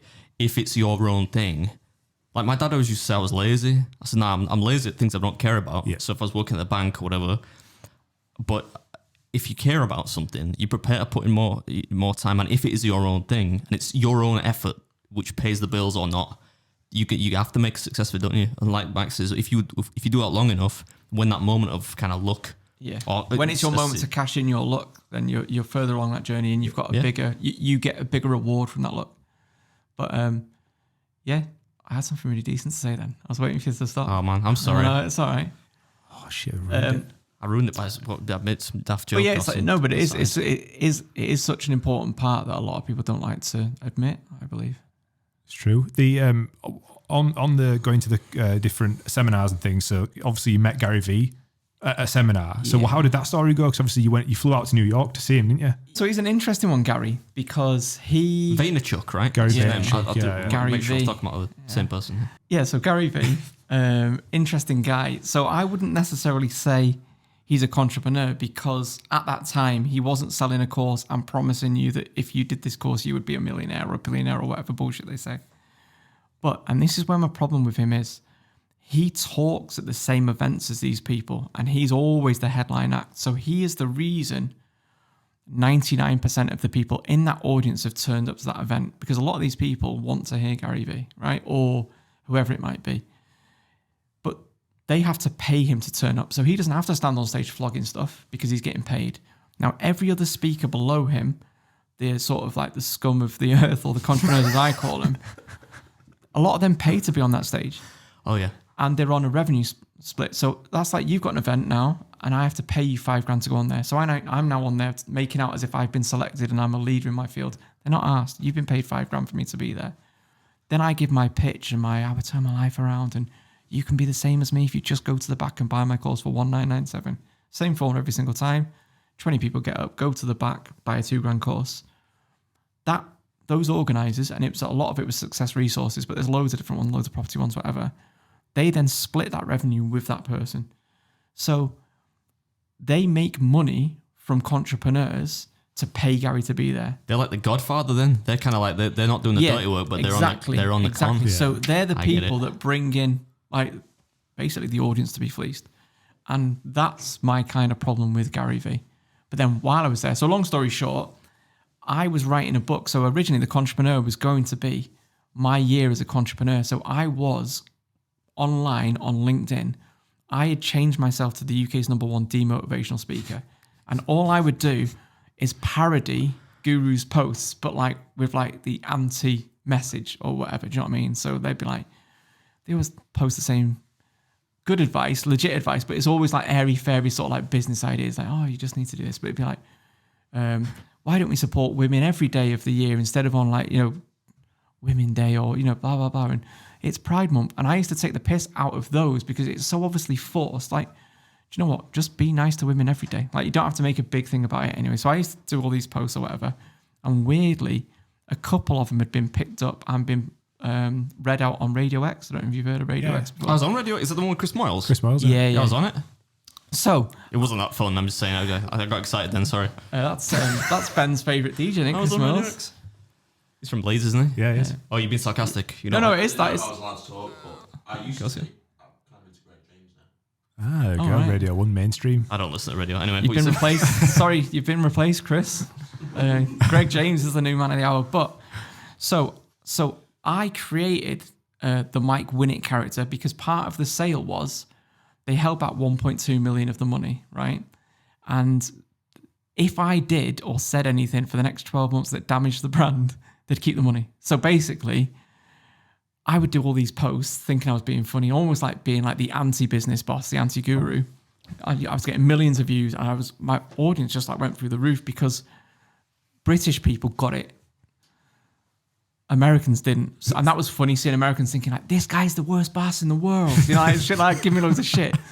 That then people would send in to radio stations like the worst posts you've seen on social media. So my parody posts, because they were so similar to the real shit that people put out, made it onto Radio X, and they read out my stories and stuff like that. And I remember doing one. This was the one that actually got read out on Radio X, where I was saying about you should put work first, because the more money you earn, like forget about your kids and your family or whatever, because if you earn enough money, you can buy their love later on in life. And let's be honest, no one remembers the first 6 birthdays and Christmases, right? So that was my post. And this is the maddest thing ever. So I wrote this story about how I sent my PA, Beth Leahem was her name, right? To go to my kids' nativity and Skype me from there because I had a meeting with like a blue chip client that I've been working on for months. So I did this long post, and someone's gone and sent this into the radio station. This is the worst boss in the UK.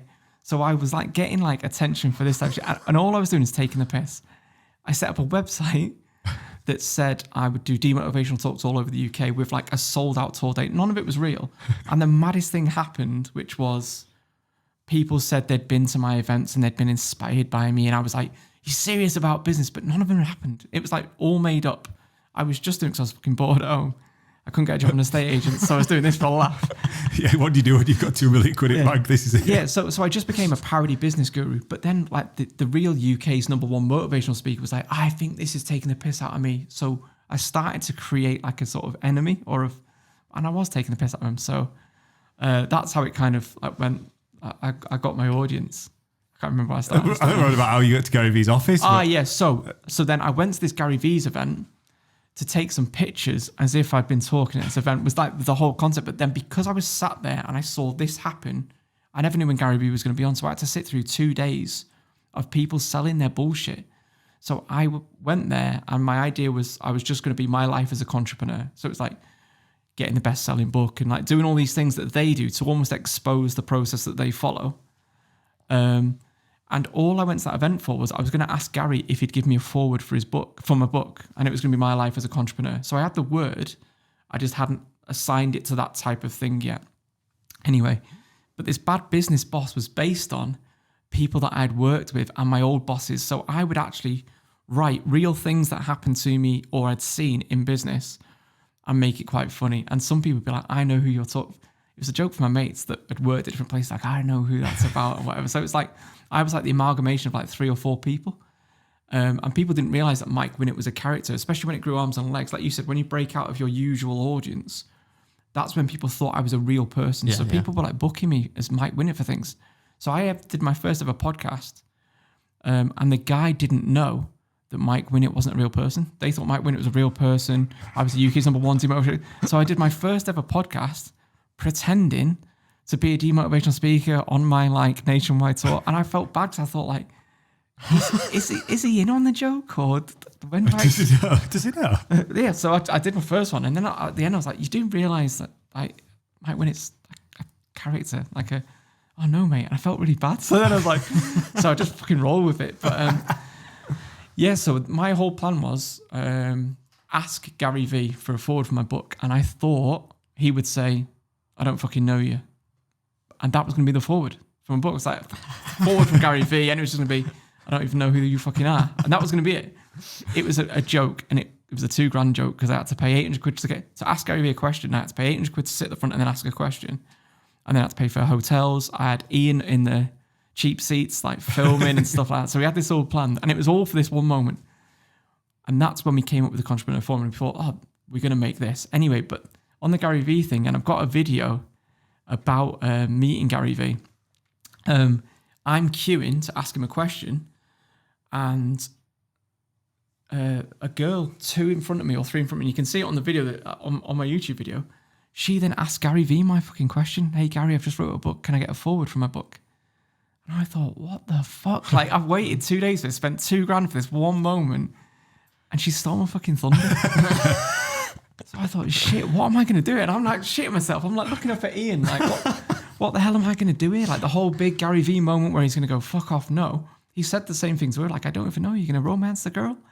And so I thought, shit, what am I going to do? And I was like, I panicked. And then I had to go on stage to meet him. But so they actually cut me off. Like they cut us off in front and go, sorry, you're not allowed to ask a question. I thought, 800 quid. I'm not even going to ask my question. Been had off right here. But I was allowed to go up for my photo. And as I went up for my photo, I just went, which was true, because at this point I felt lost. When you take away someone's goal and what they're striving towards, it's mad, because obviously your mates aren't working. You can't say, oh, I feel a bit down today, mate. Oh, not on the money you've got. You know, that's the usual like. And then if anyone mentions anything money-wise to you, you're thinking, are they asking me for money? Or am I bad now because I'm thinking they're asking me for money and they're not? It's a normal conversation. Bit weird. You must get it sometimes with like your YouTube, because you're rolling it, right? With I'm not that rich, no. Yeah. No. People just think that because of Tesla. Look at me. Yeah. I don't dress like a rich person. Can't afford tattoos like you. Hey, the richest people don't dress like rich people, do they? You know? Hey, that's a fact. Yeah. So what happened then when you stepped on stage with Gary then? I just thought, shit, man, I've got nothing to say to him. I've got 5 seconds with him. I'm going to shoot my shot. And at that moment, I just said, Gary, proper mad one. I sold my business. Did you say it that way? You say proper mad one? Yeah. I was like, he's an American Gary, guy. Like, proper mad one. I said, like, I sold my business 2 years ago for 8 million. He was like, yeah. So what are you doing here? Legit said that. Like, literally, what the fuck are you doing here, right? He goes, really? I go, yeah. And I said, and I've never felt so down, empty and depressed at any point in my life. Like, this is like the worst I've felt. And he goes, that's because you've lost your purpose, man. And then the guy's gone, because you're only allowed like your photo with him, and the guy's gone like, come away. And Gary goes, I want to know more about your business. He goes, so DM me on Instagram. And I was like, you sure? I said, like, if I could send it to you and you'll ignore me. And he's like, no, just like send me a DM and I'll get back to you. I was like, sound. So I walked off the stage, and then I just said to Ian, I just said, DM him at that time. So I sent him a DM on Instagram, if I could ignored it. I sent him a DM again, like 2 weeks later. And then I couldn't get through to him. So then what I did was I went onto LinkedIn, and it's a little tip for you if you're in sales. I went and found everybody that worked around Gary in the organization, added them all on LinkedIn, sent them all a message saying blah, blah, blah, blah. And then one morning, I'd not heard anything off him for like maybe 4 or 5 weeks. Couldn't sleep. And like 4 a.m, I was just on the toilet going for shit. And I just went online and I found Gary Vee's email. And it's like Gary@GaryVaynerchuk or VaynerMedia, whatever it was. And I just messaged him saying like, I'm that guy that you met in Success Result. You probably don't remember. He sold my business for 8 million, proper depressed. He said to get in touch with you. And I'm not joking. I have to wash my hands, flush the toilet. Email reply. Copied in 2 of the people that I followed on LinkedIn that said, I like this guy, get him over to New York. So we had a date all booked in, blah, blah, blah. And then he cancelled like a day before. And I was like, I live in Warrington, mate. I ain't just passing like New York. What a bastard. Yeah. So then I was like, kind of like fuming. And then he said, like, we'll rearrange it. And then I got invited to go in and go see him like in the February. So flew over, never been to New York before. I got food poisoning like just before the flight. So I literally stayed in my hotel room for 2 nights. And I did that 1 hour meeting with Gary Vee, and in the studio, like 2 hours we spent there. And didn't see any New York at all. Everyone else went out and had a nice time, like, but I didn't see any of it. I think it's overrated anyway, New York. Well, thanks. I hope it is. What was it like meeting him then? You know, like... Mad setup. I mean, he's clever. Walked into a big building. There's like almost like this. Bearing in mind, you can see the Empire State Building from his office window. So it's I don't know how many floors up it is, but L'Oreal's in the same building. There's only 2 businesses in there, and we turn up, and there's like just escalator at the far end, like a little reception there. But it's like there should be more stuff in it. This is like a wasted space. The amount this must cost. I'm there thinking like, fucking hell, what a waste of money here. Walked in, I said, "Are you here to see Gary Vee?" I was like, "Yeah, how do you know?" They went, "Because you got a camera, you got a camera crew with you." So we had like a couple of lads filming, and they go, "Anyone that walks in with the camera is going to see Vayner." So they said like 26th floor. Went in from 26th floor, turned up there. And Wait, there were only 2 businesses in the whole building. because L'Oreal's there. So what, they take up 25 floors? Mad. A fucking hair company. I don't know. There's some racket going on there. Somebody needs to investigate those rooms. Anyway, sorry, Mike. So I've gone up, and I'm notorious for if I don't feel like doing things, I won't do them. I feel you on that. And I'm sat there. That's you, isn't it? You're seeing this podcast right now. No, I'm joking. No, and it can be for any reason as well. Like I could just go, "No, I don't like them. We're not doing it." And Ian's like, sometimes Ian will be to me, "Oh, but Mike, they want us to do a piece of business for," and I was like, "Nah, we're not doing it." And he'll be like, "Are you sure?" And he kind of trusts my judgment, but there doesn't have to be any rhyme or reason. If I don't feel there's something there, I don't do it. So I'm like, "Nah, something not right about it. It's not doing it." Anyway, I'm sat there, probably the food poisoning, and Ian's looking at me, and he goes, "Not now. Please not now." Because I can see Gary's in a room like talking to people, and he films everything. Anyway, I was like, "I'm not feeling this, mate. Please, mate, we've travelled, like, it's been cancelled once. We're in New York." But what you need to remember is Gary Vee to me is just another business person. At no point have I ever been a fan of Gary Vee. Yeah. He's just somebody that I only found out who he was like 6 months before in this world or whatever. So same with Ty Lopez, Grant Cardone. If someone goes, "Oh, that's Grant Cardone," I'd be like, "Oh, he runs a business." "Oh, yeah, like a business owner." He speaks to loads of them. So like Gary Vee to me was just a guy that talks about business. So I was like, and Ian was proper giddy because Ian was like a Gary Vee fan. And if you watch the video on my YouTube channel where I met Gary Vee, Ian's like, whatever Gary says, he's like, "Yeah." Ian's getting stuff in. Proper take the piss out of him. Yeah, it's funny. And he says something, because I used to hate the word entrepreneur. I used to think if you called yourself an entrepreneur, like, "No, tell me what business you run." Like if I said to you, like, "What do you do?" You wouldn't go, "I'm an entrepreneur." You'd say, "Get your media." Like, "I'm a podcast host." Entrepreneurs in your Twitter bio, I've seen it. Is it? I did fuck. Is it? Change that before this comes out. I wouldn't dare. But now, like, as you get older, you like change. But at that point, because it was wanky, because everyone was calling themselves an entrepreneur, it's like, no, just tell me what you actually do for a business, not just I'm an entrepreneur.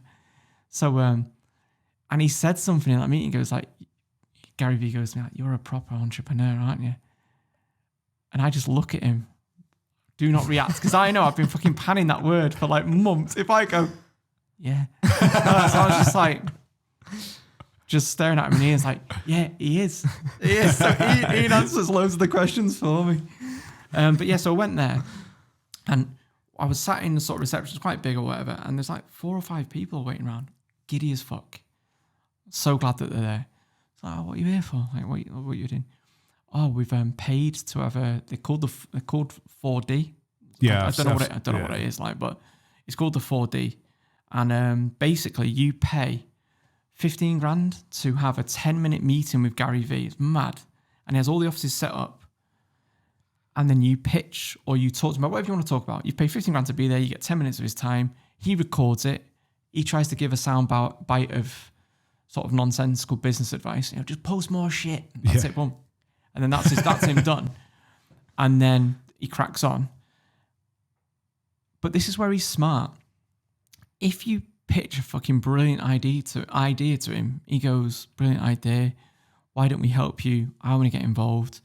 And then he either invests in that business or he goes, "Well, I'll give you 15 grand or 20 grand and I'll take 10% and we'll take over your social media." So he's kind of getting in there. And this is why you can't knock the guy for how smart he is. You've paid to pitch your fucking idea to me. If it's a good idea, I'm going to buy in, support you, and you can go and run. And he's kind of got the next generations of entrepreneurs, the 18, 19, 20-year-olds, early doors. So he was in the room when, was it Uber was made and stuff like that? So he's getting all these ideas like put to him. If your business is shit, he goes, "Great idea, I wish you all the luck with that. And then they get the pictures with Gary Vee and they get the social media bit, which is the only thing they were turning up for anyway. Yeah. So they're happy regardless. And that's what he does. So I was like, 15 grand to pitch your business idea to someone and them to go, sound, I'm now going to take a percentage of your company and help you. Like, fair play to the guy. He's basically, and that's why he's on TikTok and he's on all these sort of social media platforms. He's realized while his peers want to be like, I want to be like Richard Branson and I want to be like these people. That's the generation. They're dead now in business. Like, no one wants to be these people anymore. The next generation of entrepreneurs, the 15, 16, 17-year-olds have grown up on Gary Vee. So he is the Richard Branson. So like my generation, Richard Branson's that guy. But to this generation of business people, Gary Vee's that guy because he has been the person that they go to or seen or listened to and sound bites from. Anyway, so they've all gone in. I've gone in. And there's two ways we could have shot this video. We could either put out the anti-Gary Vee version or the pro-Gary Vee version. He was not interested, but he didn't really know why we were there at this point because to him, we're just one of 10 meetings he's done. Who's this? Oh, it's the they won the 4D is what they called it. It's like, what are you here for? I said, oh, remember we met at this thing. I went to this event. The video's on YouTube if you want to watch it, but explain to him what we do. He's not interested really. He's just like, yeah. And then his soundbite was, that's because you're an entrepreneur. You love the chaos of startups. You're a thoroughbred. And all that bullshit. I'm like looking at him. Ian's like, yeah, of course we are. That's what we are. Ian's getting hammered.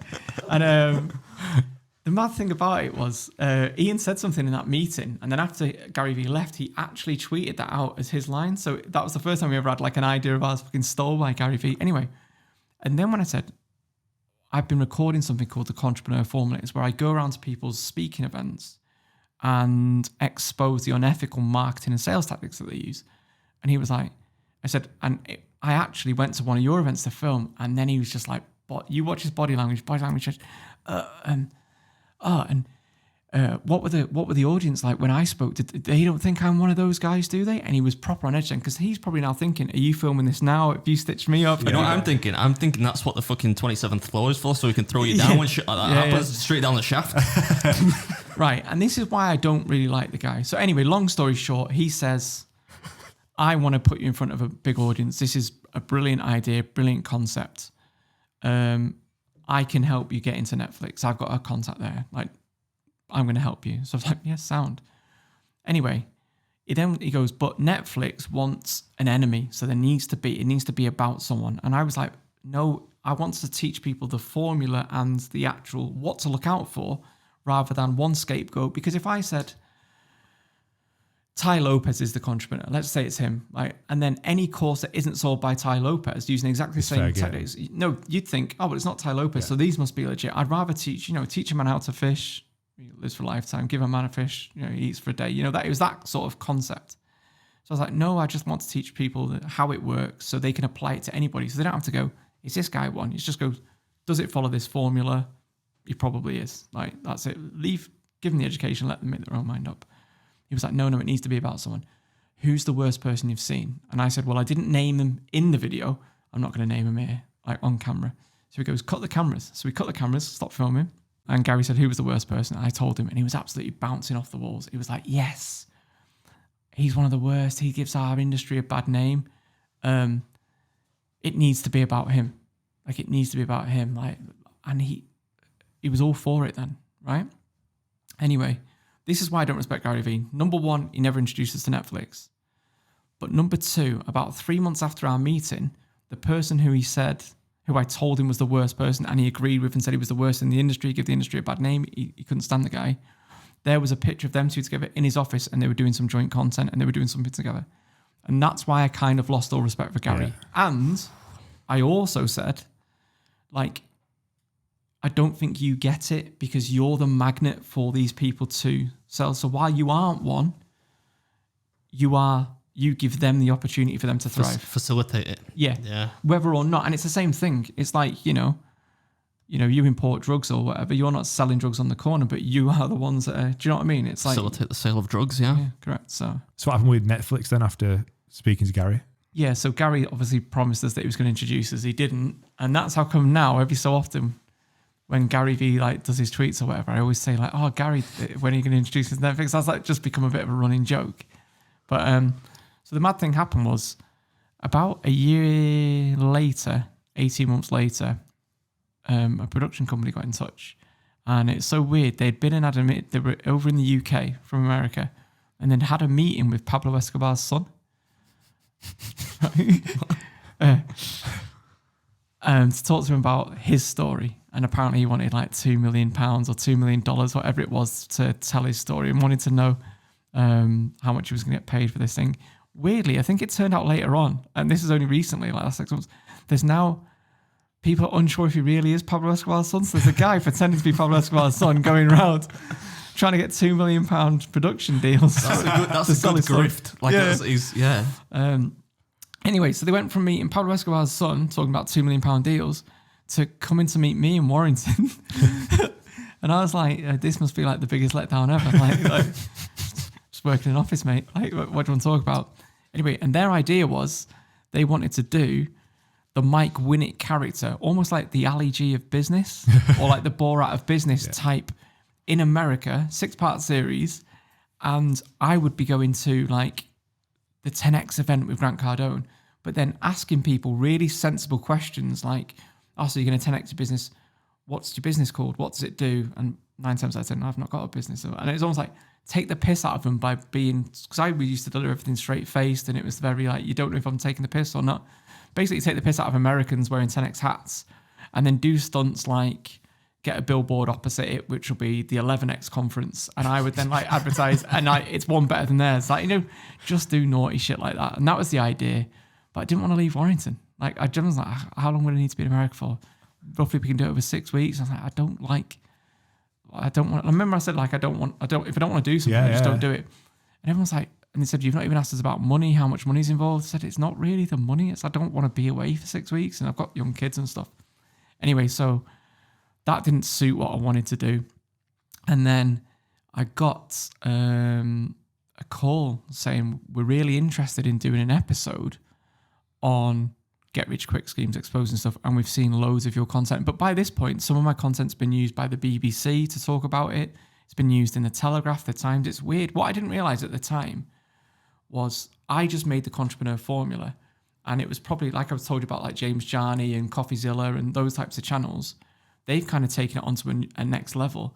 I just made a piece of work and had no idea of the impact it would have on my own life, but also other people's contents. And now there's even like proper academic breakdowns of my work online by like marketing companies and entrepreneurs now. And the Entrepreneur Formula is like a commonly used term in that industry. It's mad that I know it's a strange thing.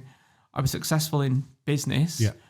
I've kind of had a success in YouTube to a certain degree, not like millions of followers and stuff, but the impact of some of my content.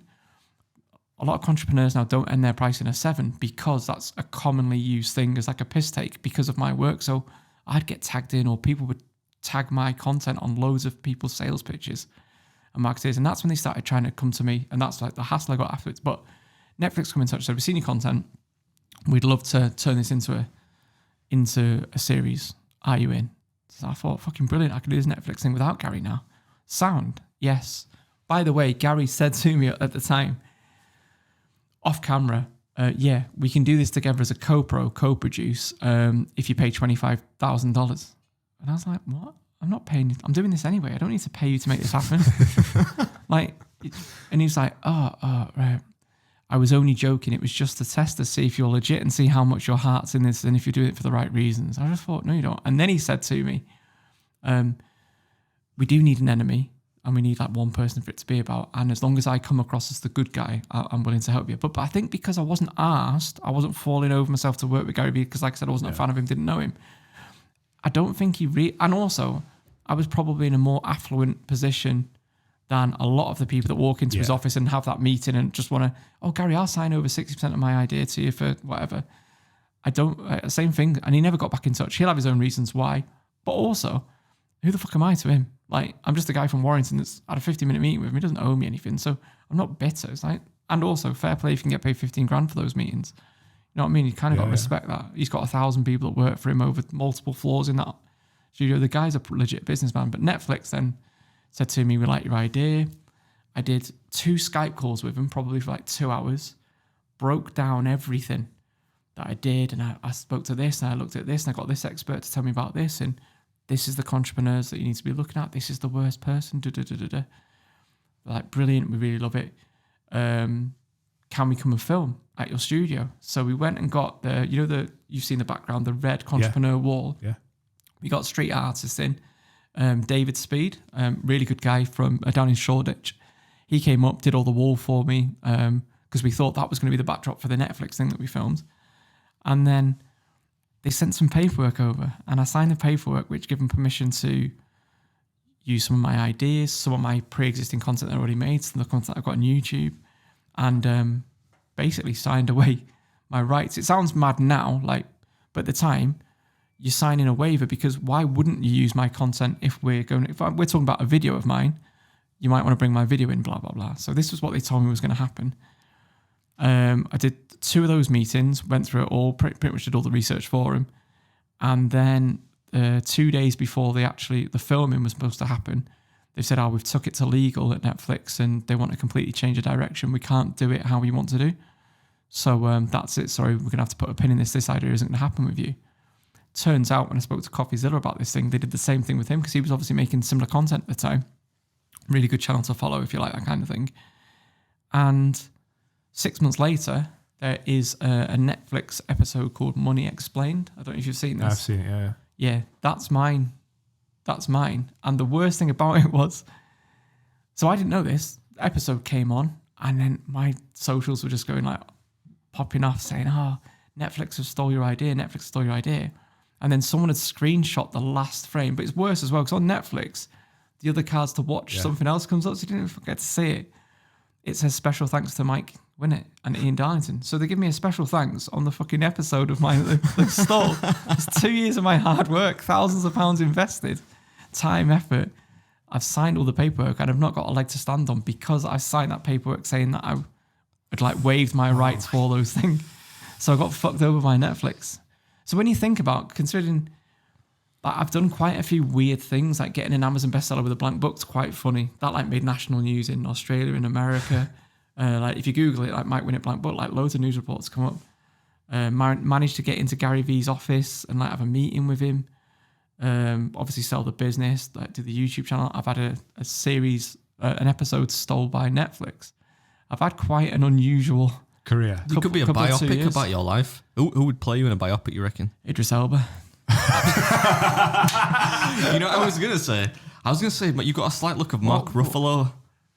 Mark Ruffalo would work. It'll probably be James Corden, unfortunately. That's a bit. Look, why did you laugh at Idris Elba anyway? No reason. I didn't laugh. No, exactly. I laughed. I just how fast you came back with the name. Do you obviously had It's that? like you've had that question before, yeah. You've had that before. Yeah. The just on that. So obviously the legal recourse. There's nothing you can do to pursue that production company or No, but Money also, Explained. and this is the thing with it, and this is why it's kind of pointless. What I had done, I'm good at building audiences. I've built over social media audience over 200,000. Unfortunately, I've just lost 90,000 of them. But what I've actually done is grow an audience of skeptical people that think any online training's bad. Everybody's out to scam them. So I wasn't building them for something. It wasn't like I was thinking, I'm going to build this audience and then monetize it and sell them something. So it was weird. So all that kept happening now, I got to a certain level where I was a bit like an underground. My weekly bingo was quite popular on a Friday. I used to do them live. Thousands of people would watch it live and put in the comments and stuff. But then what happened was Success Resources banned me from all their events and threatened legal action. Then they tried to befriend me and say, we really like your content. You make really good content. What would it take for us to work with you? Which was mad. The people I'm saying are ripping you off now are offering me an opportunity to work with them. Pretty mad. Obviously I said no. The money wasn't right. But my point was just watch my videos and I'm telling you what's wrong with your business. There's free consultancy. Don't do these things. Stop targeting the wrong people. Stop selling in this way, blah, blah, blah. It's not fucking rocket science. So I had hassle with them. Then, with the YouTube channel, I got copyright strikes. And if you have 3 copyright strikes, you lose your channel completely. I got some entrepreneurs that had asked for me to record content with them, and even come in and done face-to-face interviews with, then 2 years later were claiming I didn't give him permission to post this and stuff like that, and then I'd get legal letters. So in December this year, so it just made me think that mirrored with I'm a real business owner that does YouTube for something to do every now and then. We've gone through a global pandemic and stuff. A lot of these face-to-face events have closed down. It's all gone online. So I couldn't film as much content or any of the big stunts that I'd planned. I had a really good stunt planned that I'd paid $4,500 to go to that's never happened, and they won't give me a refund. It was the person that teaches the Entrepreneur Formula. I was going to go to his event where you learn the Entrepreneur Formula. And it's a 2-day event. And part of that process is at the end, so you come up with your messaging and your bullshit backstory and your testimonials and all these different things as the formula breaks down. You get to pitch to that audience. So imagine you've been in a classroom for 2 days, and I was going to, and Jack was going to come with me. I'd set up a fake Instagram, and I was a videographer, and my name, sounds shit now, was called, what was it, Conrad? What was the name? Conrad Hunter, right? So Conrad Hunter. So it was like I was a videographer called Conrad Hunter. So my email was conhunter1997 at hotmail.com, right? And it was like, so Conrad Hunter. So, and I'd say, hey, Con, and I'd always come to Con, and I'd sign on to this course or whatever. Paid $4,500, and we were due to go on it. Then the pandemic happened, and the course never happened. And my actual stunt for this one was going to be, I was going to present the Entrepreneur Formula at the end as my actual, so here's my presentation I've been working on, and pitch that to basically saying like, you're all cunts. Yeah. This is what you're doing, and you're using it in a horrible way to take money off vulnerable people. That was my idea. So all those events didn't happen. So I'd spent loads of different money on that. I'd spent $4,500 in legal fees arguing something that basically, if I wanted to pursue it, I'd win, but it's just hassle. And it's hassle that I don't need because there's no financial or monetary or gain for it. Yeah. And there's only so long you can do things to help people. And that audience also became quite annoying in the sense when I'd get hundreds of DMs a week saying, hey, I've spent 21 grand on 7 different entrepreneurs and none of their courses have worked. Like, who is a legit person I can listen to? Listen, mate, they're not the problems. Like, you're on your 8th entrepreneur now. The problem is you and business. This isn't for you. Just stop it. So I almost disliked those super fans as much as I disliked the entrepreneurs towards the end. And that's crazy. And it's like you've sort of made a rod for your own back. Because you can't help them. And then if you don't answer them in 20 minutes. So I got one guy from Boston that his nan had lost $6,000 on a entrepreneur's course or whatever. Then he's like going, hey, can you help my nan get her money back? And me being me, like kind of taking the piss, I was like, yeah, mate, of course I can. I know a lot about like the legal system in America, blah, blah. Like I said, I'm a guy from Warrington that makes YouTube videos. Like, how can I help your nan, who I don't know, get her money back? Just think about it logically. And I ended up just saying to people, if you're searching on Google for how can I make £1 million in 90 days, if you're looking for that question, you are probably never going to achieve that goal. You're asking the wrong questions. So I can't help you people stop being fucking stupid and spending money with these people. Why would a stranger who you've never heard of before, until you've searched that question, is now following around the internet with like targeting ads? Why would they want to help you become a millionaire unless it lines their pockets? Just logic would say that. If I know how to make £1 million a year from property in Warrington, like a lot of these business courses, property courses, and that's where I make the majority of my income, why would I tell 1,000 people in a room for £27 each how to do it? I'm turning my customers into competitors. Yeah. No business in the world runs like that. It just from a logical statement. And so that, with all the legal problems, the copyright strikes on the channel, and the fact that I had a real business that obviously during a global pandemic I had to work in to make sure that nothing happened with that and it didn't close, was why I've not uploaded a video for 8 months. That and the bum chin on every video. Is there a thought? Are you gonna bring it back to life? Are you gonna bring it? Yeah, like the bingo series. That's my favorite. Yeah, so they're the motivated. Yeah, that video was quite good. But yeah, so we're going to put those bingo videos back on now because all the copyright strikes have gone. We had to remove all them. We've lost a couple of them where this is what I realized. A lot of these entrepreneurs now speak at the same events, and it felt like they had worked together because I got removed from LinkedIn. I got my Instagram hacked and deleted, and then I got 2 copyright strikes and legal letters all in the space of like 10 days. And it felt like it was almost like a concentrated attack on my work. And when you think I'm doing this just to sort of teach people in a humorous or entertaining way was like the main goal. You know, I would have loved to have wrote a comedy when I was little. So this was like a bit of an outlet for me to like sort of try and be an internet funny man. And it wasn't worth the hassle. And then you kind of start thinking like, fucking hell, I can't catch a break here. And then the pandemic and stuff like that. I just thought, let's just take it down. So we are going to have a slight change of direction. It's almost like I'm done with telling you what to look out for, who to avoid. No, not every price that ends in a 7 is a scam. It's something that you know what I mean? It's like people think, oh, it must be a scam because it's £27. It's just a fucking price, mate. But it's just, you know, it's like stuff like that. It's like, use your brain, be a bit more smart with this stuff. Do you think it's an harder, like a tougher pill to swallow when like all legal comes at you and all this stuff comes at you, you know, 10 days? Is it a tougher pill to swallow knowing that there wasn't really an exit plan in place or a monetary gain? You were genuinely being a vigilante online. Yeah, and if I said to people now, like, look, guys, that audience especially, look, guys, like, I've literally had 8 grand's worth of legal fees this month just to keep this channel like afloat. Would you all pay into a Patreon to help me? I guarantee that 99% of them people wouldn't give a fuck about me or would pay that. And that then made me think. And I used to get, when's your next video been uploaded? You've not uploaded for a week. It's like, hold on, I never agreed a service level agreement with you and all that stuff. Like, I don't work for you. I do this when I want to, and it's for my own age. That's a funny one, yeah. But it's true, like. No, it is. I think I'm very different to you in that. Like, I like the fact that, you know, people look forward to what I'm posting on a Thursday or a Friday.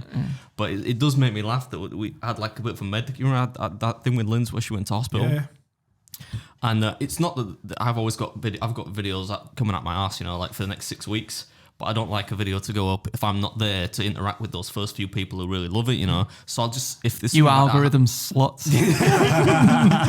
But there's I genuinely like those first people that get in, because I can't reply to every comment. So the first people I watch at 7 o'clock, I know they give a shit, you know. So I want to reply to as many of them anyway. So Lynn's goes into hospital, right? So I'm like, well, fuck this. I'm just going to delay that video, right? There's no video tonight. And I put up a little post on all my social, sorry, you know, there'll be a video in a few days. And there's, most people are understanding, but you get, you know, like 20 people. What the fuck? Why is there no video tonight? Give us, I was like, Jesus, man. Like, free of charge, mate. Yeah, like, you're not my boss. And like, although I appreciate people watching, of course, there's no like agreement. If I want to go down to 1 video a month, like I could, you know, you can't really complain about that. And that's the same thing. I appreciate anyone that watches my videos and supports me and all that type of thing. But it kind of started to get to a point where it's like, that cost me $4,500. It's taken me 4 months worth of like research, doing a fucking course to give you an update, and you're whinging about something. It's like, it's costing me money to put this stuff out, and then you won't even give me a little bit of leeway where, oh, sorry, that video's delayed. Like, I've had fucking legal problems with it or whatever. And I knew that if I tried to sell them something, and when I did the book, so I obviously had to sell the blank book to do that video. I had an audience at that time of 62,000. This was on LinkedIn. And I put out a message saying, like, here you go, like, buy my book.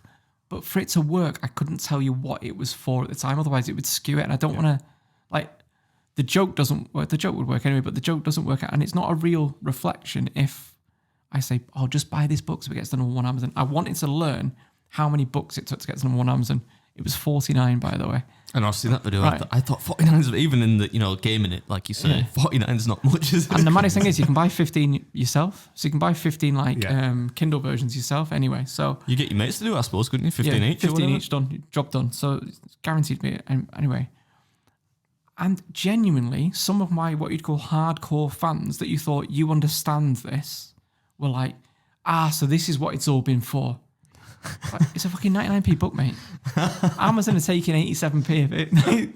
But and this one and it was that moment and that video where I realized I've built an audience of people that just want to be entertained. They don't want me to ever do anything for money or actively say I've got a business that makes money or sells things. And when I did the merch was because I wanted to do an episode on how much money does a YouTuber make. To do some like real, this is what YouTubers won't tell you. Weirdly enough, that's quite a common video that a lot of people do now. Yeah. But at the time, it wasn't really done. How much do you really make from 1 million views? Or how much do you really make from... That wasn't really done at the time.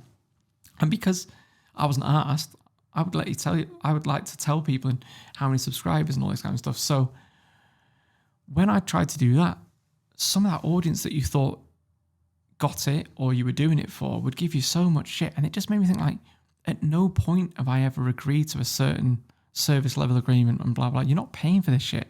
And then you're giving me, if you really support me and I am your favorite creator or one of them, why wouldn't you like pay money or whatever? I'm not saying that's what I was trying to do at that point in time. And during that time when I was at my lowest, I did a poll, proper taking the piss. It's still up, I think. And I said like, this is what's been going through. And to this backdrop as well, me and my missus weren't doing too well. I'm going through divorce and stuff like that. And all these different things were happening.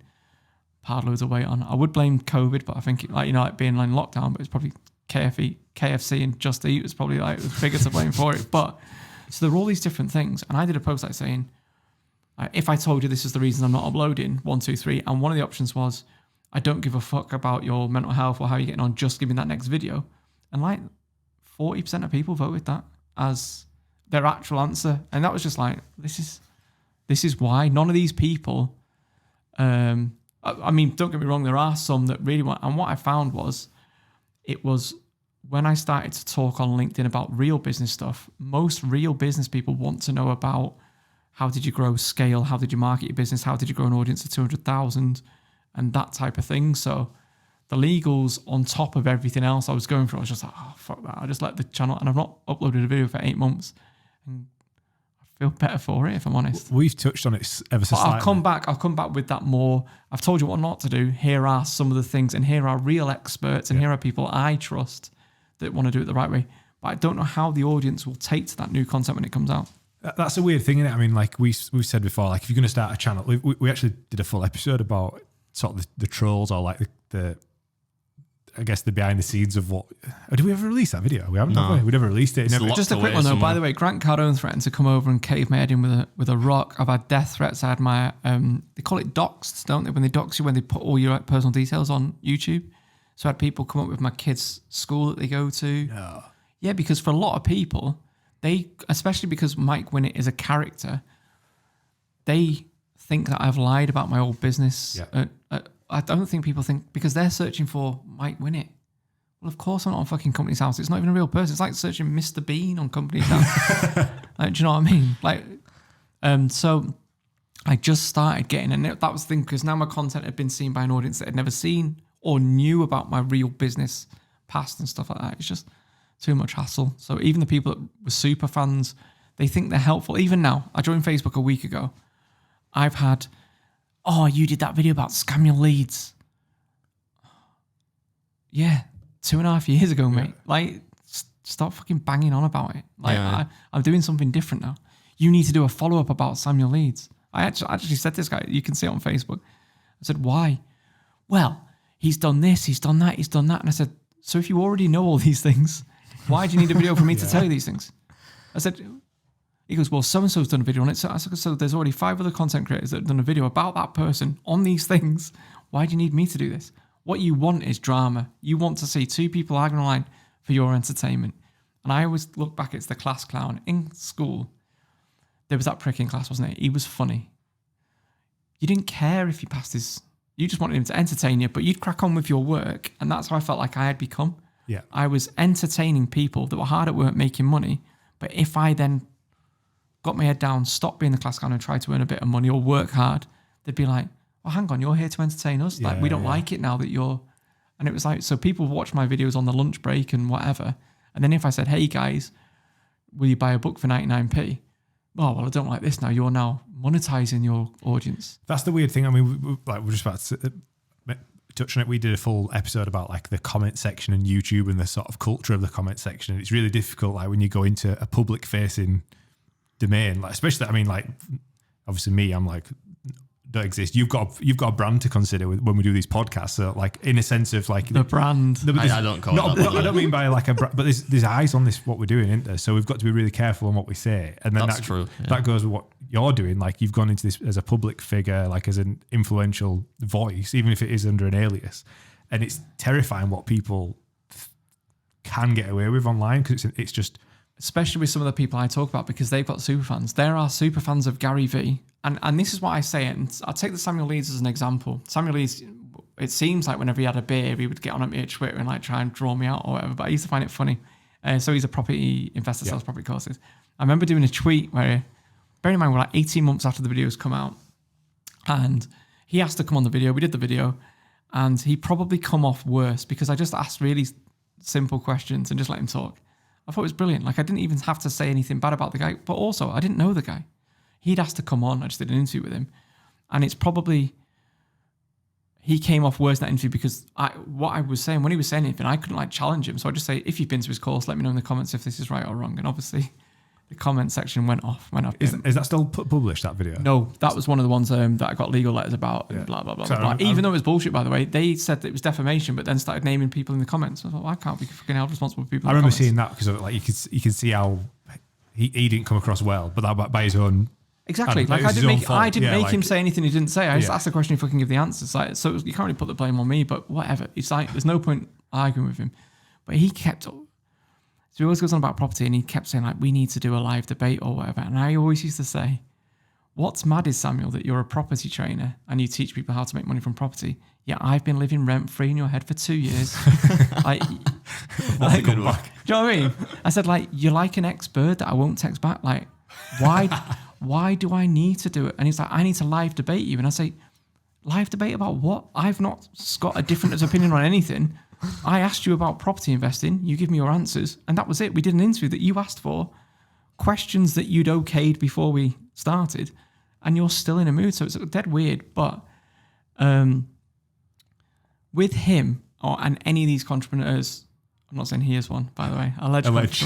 But anyone that I do content on, they've got super fans. And this is why I find it's annoying, right? Because if I live debate Samuel Leeds or whoever, my fans, no matter what Samuel says, will still be my fans and will disagree with anything he says. Like, even if he blows me away with like logic and facts and stuff like that, his fans, no amount of evidence or facts or figures I could say about him, will believe him the same thing and will challenge every single thing that I say. So it's not a live debate where you're trying to sway like a sensible audience. You've got two extremes of people that don't like it. It's like the extremes of politics, isn't it? When you've got too far one way to the too far the other. So it's not really a live it's not a debate. So you can't win that. Your fans will still be your fans at the end. My fans will still be my fans at the end. And I saw loads of people. The best content he made, as in most viewed recently, take the last 2 years, are always when he's responding to his haters. So I knew why he wanted to do that content. You need that for the publicity or to for keep the clicks. Yeah. Well, for me, it makes no difference. Yeah. Like, because I don't really give a fuck about YouTube. Is for want of a better phrase. Like, well, yeah, so That's a perfectly useful, serviceable phrase, I think. and it goes back to reasons for doing it. because it doesn't help me in real Yeah, life. yeah. I mean, the only thing it's opened doors for is people now in my real business say, "Oh, I love that video you made about that. Oh, by the way, you make content for businesses." So the change of direction with the channel will be, and with that Views My Own stuff that I'm doing. So Views My Own, because I've been banned from LinkedIn, and people always ask me one of three things. Go on. I was saying, can you quickly tell Adam why you got banned from LinkedIn? Because I tried to explain it. Right. So I think you did explain it. I not very well, I don't think, but Jack's in the room. Elf porn. So we made an animation which explains. No, you did. You totally explained. I know why. Oh, we'll explain it anyway because the audience will Okay, listen now. yeah. So, alright, for the listeners. so Iron Productions is a content creation company or content marketing company for businesses or entrepreneurs or anyone that's like launching the business. So we'll make video content for people, right? Similar to what you do, but we've got a more emphasis on animations, animated explainer videos. So Jack, talented Jack, formerly known as Banner Boy, he made our animation for the business. And he animated us all as sort of like different characters. Mine had a very strong jawline. And So it's accurate then. yeah. Good. So Jack animated himself as an elf playing like sort of elf computer games. And it's literally on screen for about 3 seconds. And there's hand sanitizer. and his ears are like twitching. I don't know if you use the hand sanitizer. I can't remember that bit. So he uses the hand sanitizer and his ears are twitching. And then Jack did a post on LinkedIn that said, what do you think of my animation? Can you tell which one I am? And I responded in the comments on a post by my own business. Are you the one wanking to elf porn? Right? That was it. But I'd starred out the word wanking and porn was with a 0 rather than an O. So it's not like bot driven. Anyway, someone reported that, not Jack, I hope it wasn't you, Jack, anyway, but someone reported that comment as harassment and bullying. So mine was like, who? Jack's not complained. It's a comment between two people. So you can harass and bully someone online. They don't even have to see it as that. So it's basically someone has reported me. Then they allowed me back on LinkedIn for 1 hour and then someone randomly, anonymously reported me. So I've never been told who it was, but someone anonymously reported twice in the space of like an hour and then gone. My content was gone. Then I lost a 90,000 account, which in my old business is what gained 340 customers and meant that we made millions of pounds and they could just take it away from you. And that's why I thought I need a platform of my own to teach people real business stuff that I own, that no one can sort of get rid of me, and that's why Views of My Own was born. Yeah, that's a good idea. Yeah, That's what you've said before, aren't you? Like You've got to, because you're building something on someone else's property if you build an audience there. Yeah, the concern of like your content. I know it's not controversial in any capacity, but like your no, but what people don't realize about YouTube is I've said this before. Like, you're always one word away from ending your career, and B, yeah, I mean, like it's not common, but like if people say something negative to me, I've said things back to people which aren't, I might not use swears or whatnot, but I'm well known, I think, for being quite mischievous in the comments. So like if you got to a point where, you were reported or whatever and my channel's gone overnight, I'm lucky enough that I'll be all right now, But like if you're in the midst of it, and if it really means the world to you, you could have a channel deleted over, Yeah, that's why you need overnight. to spread your audience on multiple platforms, and that's what the smart thing to do. Or have your own mailing list. I'm not talking this from like a business perspective. If you're like running a business or whatever, you built an audience. If you've got an audience that's only on Facebook groups, what happens if Facebook change the rules all of a sudden or whatever? So you need to be smart and move that audience to elsewhere. So I was looking, since I had a similar number, 90,000, 86,000, 87,000 on YouTube, but the audience is very different. They're there that want to be entertained. And the other this audience was business. Business, yeah. And that still liked some of the entertainment, because what they liked is how I used entertainment to tell them, what do you call it? Edutainment? Educame? They've got a mad word for it. It's like is that a real word? It's like entrepreneur? Yeah, no, it's like educational entertainment. They call that a portmanteau when you put two words together. Is that real? Yeah. It's just because I have a useless degree in English literature that I know that. So, yeah, sorry. But yeah, so there you go. What you're going to tell us, they said there were 3, I cut off saying, can you tell us why you got banned from LinkedIn, but there was 3 things you were going to tell us. Oh, I don't know, and I lost it. Anybody in the room? Vamo. You were going to say what Vamo was? Oh, Views My Own. Oh yeah, so that's then, I just started to think, like, do you know what?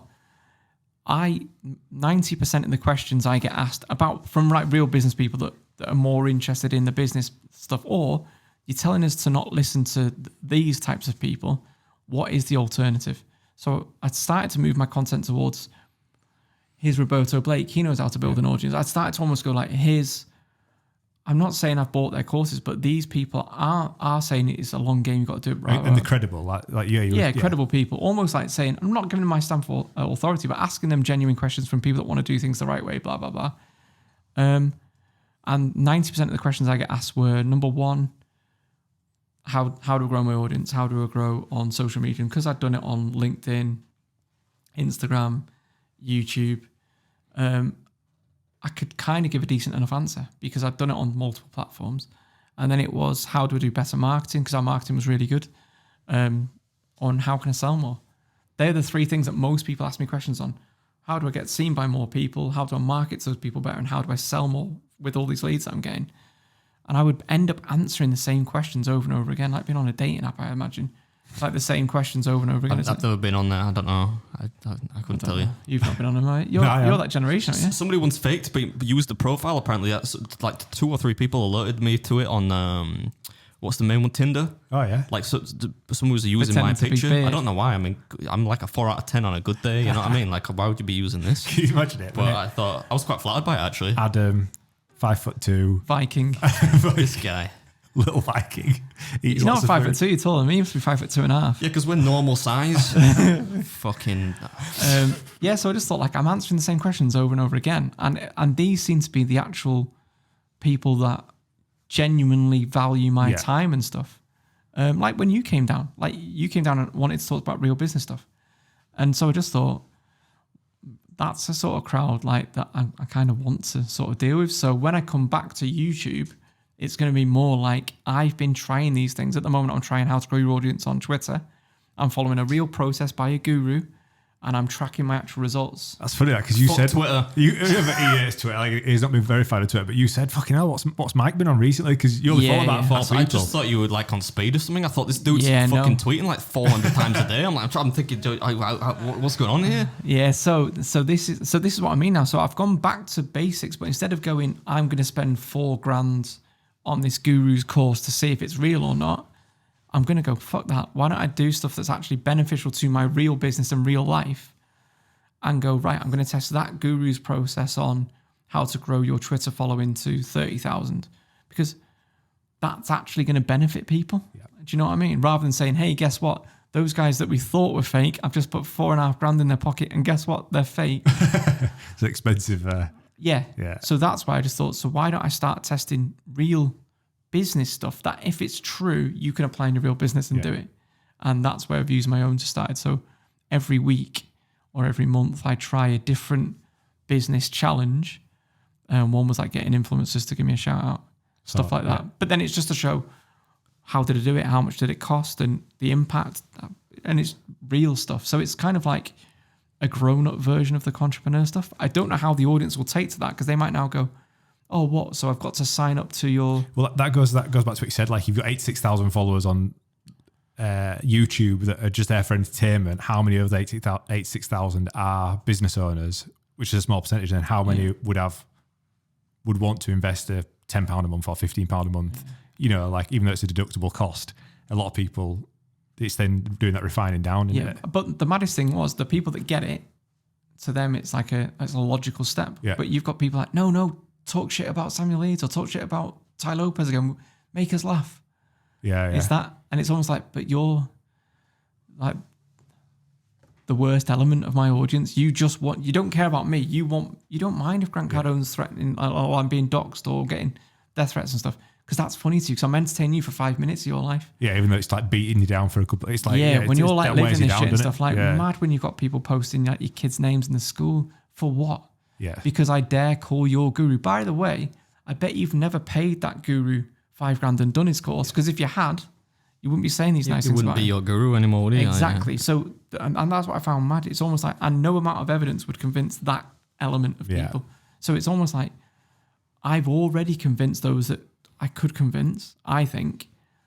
What now? I can't keep repeating the same thing and then hoping that I'm going to convince, because let them do what they want to do. I'm not responsible for what they do. We're going to have to do a part 2 to this, because we could talk about the influencer thing all day, and Mike would be a good person to chat to on that. Absolutely, yeah. So, as you are educated in all these sort of fields, one thing that I keep bringing up with Adam is I keep getting tips from your office, not necessarily from you, but from your office in the crypto space. I've had a couple of good hot tips in this last year as an absolute... Well, that was one of the things novice. I tested, didn't I? I bought some crypto mining rigs, spent $30,000 on it, and I mined shit coins for 2 years. Well, that was the first time I'd ever heard anybody talk about crypto or mining or explain it in a way that I actually understood.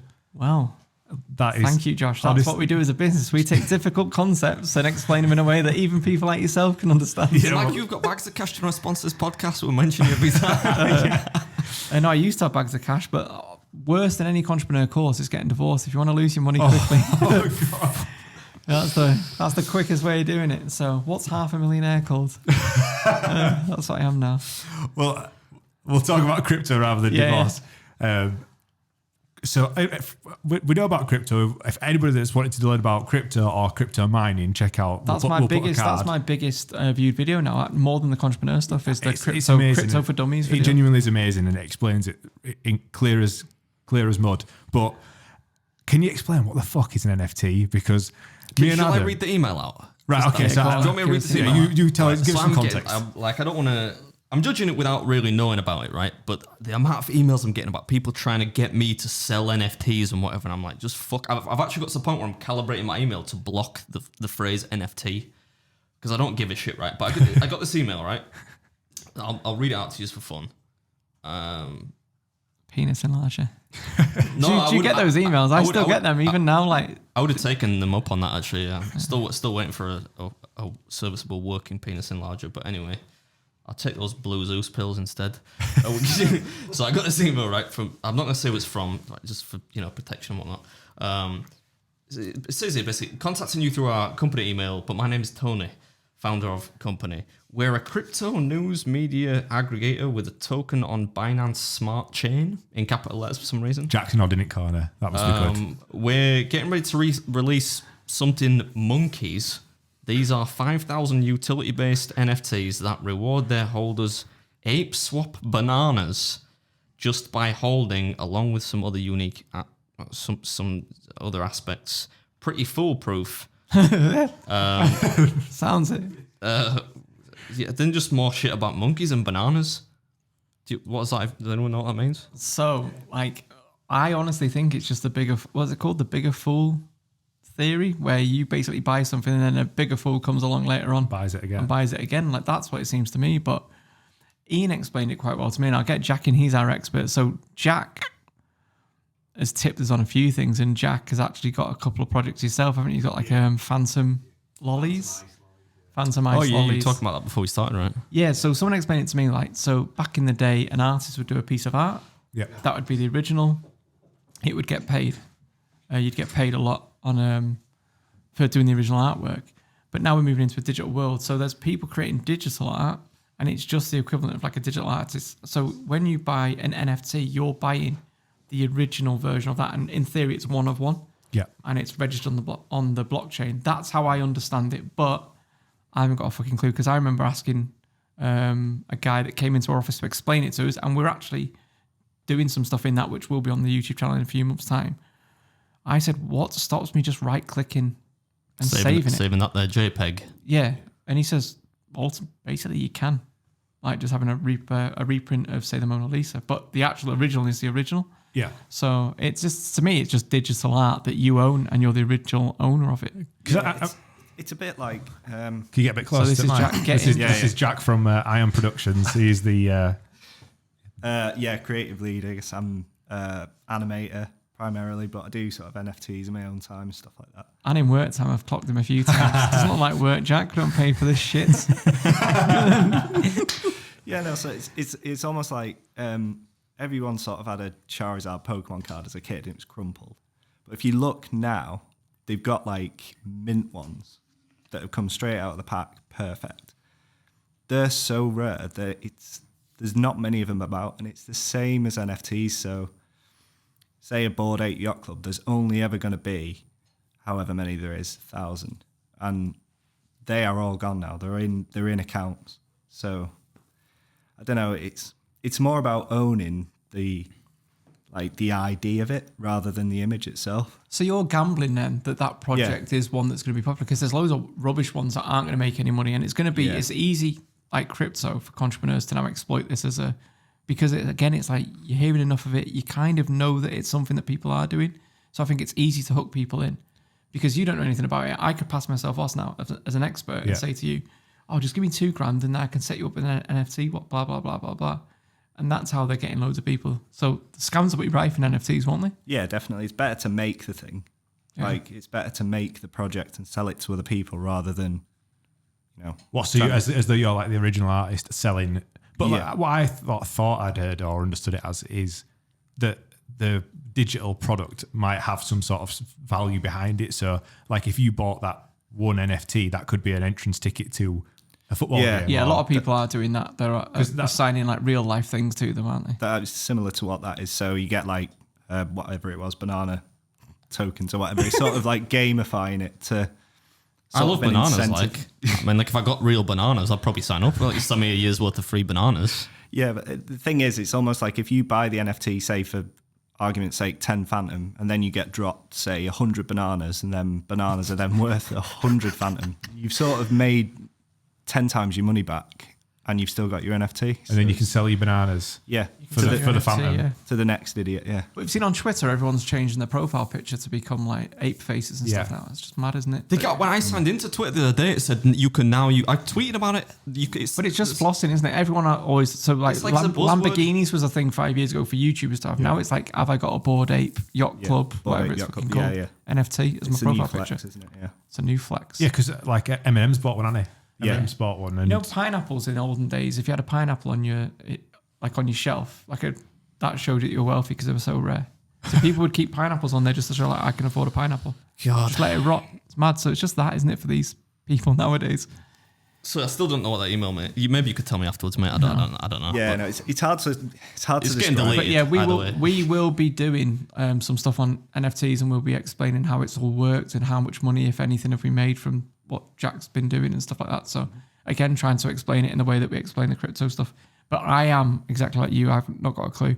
Sounds like they're talking a different language in our office. It feels like it's the crypto space and the NFT space. It kind of feels like, let's get involved, but only from an investment standpoint of what, like anything else, like what are you willing to lose? Like I sort of think I'll dabble in it. Like I dabble in crypto. I've got a crypto wallet. I've bought some coins.